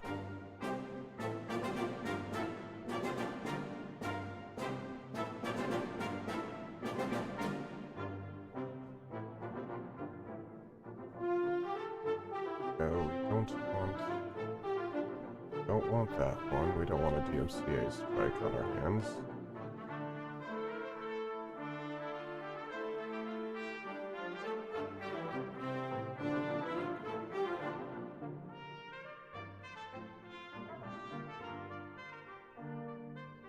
Yeah, that should be good. Okay, as I was saying, it is time for Community Creation Showcase! Let us begin. So, first up, we have the Skin Gorger from Critical Role's second campaign, sent to us by Winged Hussar 6. Well, this is a beauty. One, as y'all know, I have a soft spot for comically large swords. I've got a comically large sword with me right now. This thing's like a solid 5 feet tall. Just like that, what I'm seeing right there. I really dig the two-handle design. I admittedly have very little Critical Role exposure, so I don't know what the completed thing actually looks like, but what I'm seeing so far, I think it's really cool. It kind of reminds me a little bit of Xenoblade. I don't know entirely why, it just kind of gives me that kind of vibe and energy. Super cool. Thank you, Winged Hussar 6. Next up, the Purple Teletubby has given me a trophy. And, you know, that just warmed my heart. I wanted to include that, just to show that off. Thank you, Purple Teletubby. Made my day when I saw this. Next, the Almost Complete Axe, sent to us by the Craftsmith. Now, this thing looks like it's being made with the intention of being used for LARPing, which I think is really cool. The cool noodles on the blades of the axe and the parts that you actually be whacking someone with is what tipped me off. This is probably a LARPing tool in the making. And you've used a mixture of cardboard and other materials in order to make it, which I think is that is absolutely incredible. Keep up the great work. I hope to see what it looks like when it's finished. A couple submissions from a relative newcomer, Black Cat. A mace that they had unnamed, and a portal gun. A portal gun remains as one of the fictional weapons that I absolutely would, like, if you could only have one fictional gadget from fiction, what would it be? Portal gun is one of my top 3. The other 2 being a Green Lantern ring and the real life equivalent of a real life one of these. If you know, you know. Take a look at it. If you know, you know. Row, row, fight the power. But thank you, Black Cat, for those submissions. They were really cool. The mace included. Quickly talking about the mace, I really like the usage of three-dimensional geometry in order to make it. That, and you seem to have learned my secret for making cardboard chains. You should be proud of yourself. Not many people have figured that out. Good job indeed. Next up, a cannon arm by Cactus Boy 25. A longtime veteran of the channel and server. Good to see you're still alive, Cactus Boy. Now that arm cannon just really gets my Boxsmith gears turning, because it gave me an idea that what if I took my gauntlet here, I made it modular, so that I have several different arms that I put onto the one base, one of which could very well be a Gatling gun arm. That sounds really cool to me. So, thank you, Cactus Boy, for... Ooh, almost unplugged my mic. Thank you, Cactus Boy, for giving me that lovely idea. I might actually make that one of these days. We'll see. Dumb Stupid is super proud of these two creations that they've made. One of which a katana that looks vaguely familiar. I'm trying to remember where I've seen it before. And another one that looks like Tengen Uzui's double blades, which is the one right here. Very nice. Demon Slayer is back, and it is incredible. As a manga reader myself, it is so nice seeing many of the long-awaited scenes that we've already seen animated, and many of the ones that are to come. Chief among them being... Ooh, I actually don't want to say a lot of those things, because they might be spoilers to people who aren't caught up yet. Okay, I'll tell you the one I'm most excited for. It doesn't really have much to do with the plot, just related to a character. Kotetsu. My baby boy Kotetsu is finally animated! You'll love to see it. What, you thought I was going to talk about the Mitsuru Bat scene? Nah, of course not. I mean, that's nice. That's nice too. But what I'm really here for is my baby boy Kotetsu, the absolute king. I love him so much. He's my little son. I'm so happy he's animated. The voice actor's doing such a great job. I am very much happy, pleased. Prince Natus, another longtime member of the community, started to make my Red Queen from Devil May Cry 4. Very nice, very nice. I think the Red Queen is Hero's Sword? I could be wrong about that, though. My Devil May Cry knowledge is a bit spotty. I mostly get it from Maxword videos, Nerd Osmosis, and Wikipedia articles I've read. Not Wikipedia articles, fan wiki articles I've read. There's a lot of the characters I find very interesting, chief among them Virgil.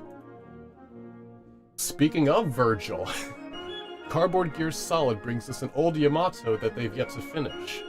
Well, I personally think it looks very neat. The paint job's very nice. I like the usage of taped. It kind of gives it a reflective edge, a lot like how swords really do have. So if you ever find the time, Cardboard Gear Solid, I think you should work on finishing that Yamato. Looks good.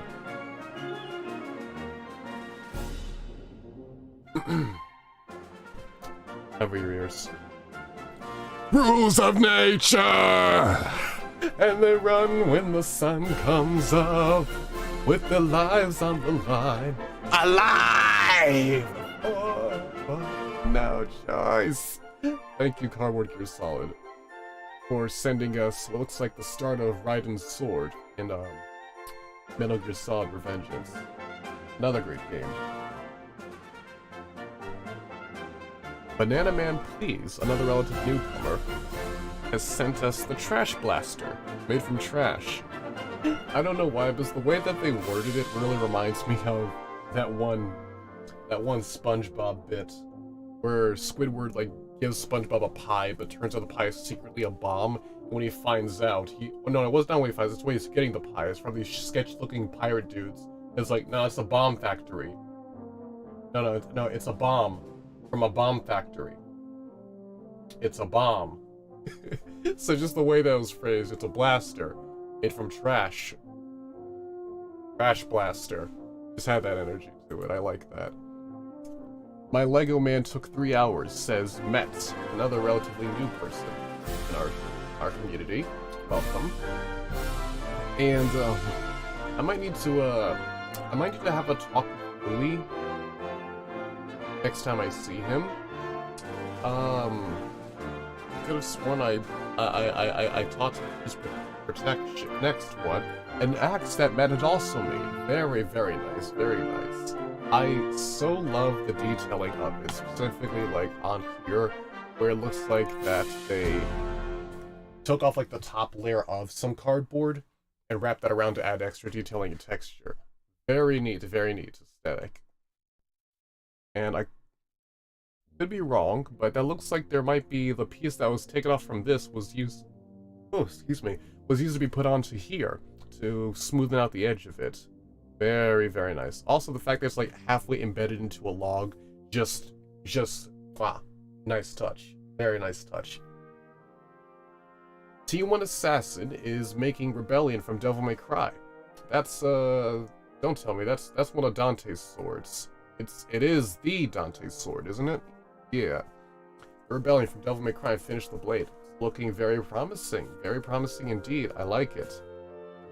I wish I had a photo of what Rebellion looks like on hand, so I could, better compare and things like that, but no matter how this is going to look, I hope you send it to the server so we can see the finished product. I really like how it's coming along. Ah! Not Super Mario has sent us a Darksaber. I was not aware that I had the rightful ruler of Mandalore in my fan base. That's kind of cool. That's really cool. Reflective tape is just OP. That it is. Super nifty material. I don't use it often enough. And I Don't Care has sent us a little cardboard tank made partially with Lego bricks. It's really neat. I really like it. But that's what started something of a mini tank war in the server, because a challenger approached. The Rave tank sent by Banana Man Please, who made this at 10 PM on a school night. Squidward and SpongeBob are absolutely ready to throw down and party fighting I Don't Care's creation. Next we have Me When. Me When, sent to us by Watashi wa Idno, which I looked up earlier means I'm from India in Japanese. Neat. I really like the eyes glowing. It's a very powerful energy, almost as powerful as the absolute size of this mohawk here. I know good and well that thing is top heavy, but it is so worth it for just the power and the aesthetic. So, very nice job, Watashi wa Idno. Keep up the great work. I hope that thing's not blinding you, though, when you wear that. I'm very curious to see if you can actually see where you're going when the lights are on. Hello there, everyone. I've made more things, says the Weeb Boxsmith. Brought us a very nice medieval aesthetic with a helmet, goodness, tired brain. I know what that thing is called. But for simplicity's sake, I'm just going to call it a polearm hammer. Has some shurikens. For a touch of inspiration from the feudal East. Nice. And it's not listed here, but they also said that's the 18-inch ruler there for reference. So those are some big props right there. Very, very cool. Good job, the Wee Boxsmith. And a plate carrier sent by good old Cardboard Trench Raider. How you doing, buddy? Seen your videos. Looks really neat. I like the little pop of deviation in the texture there. I'm not sure if it's a 3D effect or if it was just drawn on. Either way, I think it looks really neat. Keep up the great work, man. And that's everyone for this edition of Media Creation Chip. All I can say is, nice. Incredible. Everyone here has done a fantastic job. You should all be...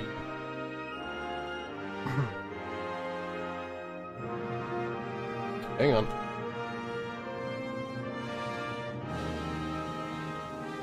Okay, yeah, it's working. And there we go. You should all be absolutely proud of yourself. You have done incredible work. It is always the best parts. It's always one of the best parts of my day. It always makes my day whenever I look in the server and see the wonderful things y'all have made. So please, keep it up. Send more and more and more. I want many more community creation showcases to follow. I want there to be more community cardboard work than there is live stream to show it off to the world. So, that being said, thank you all so much for joining me on this live stream today. I've had so much fun. It's been a great time, and I hope that you enjoyed too.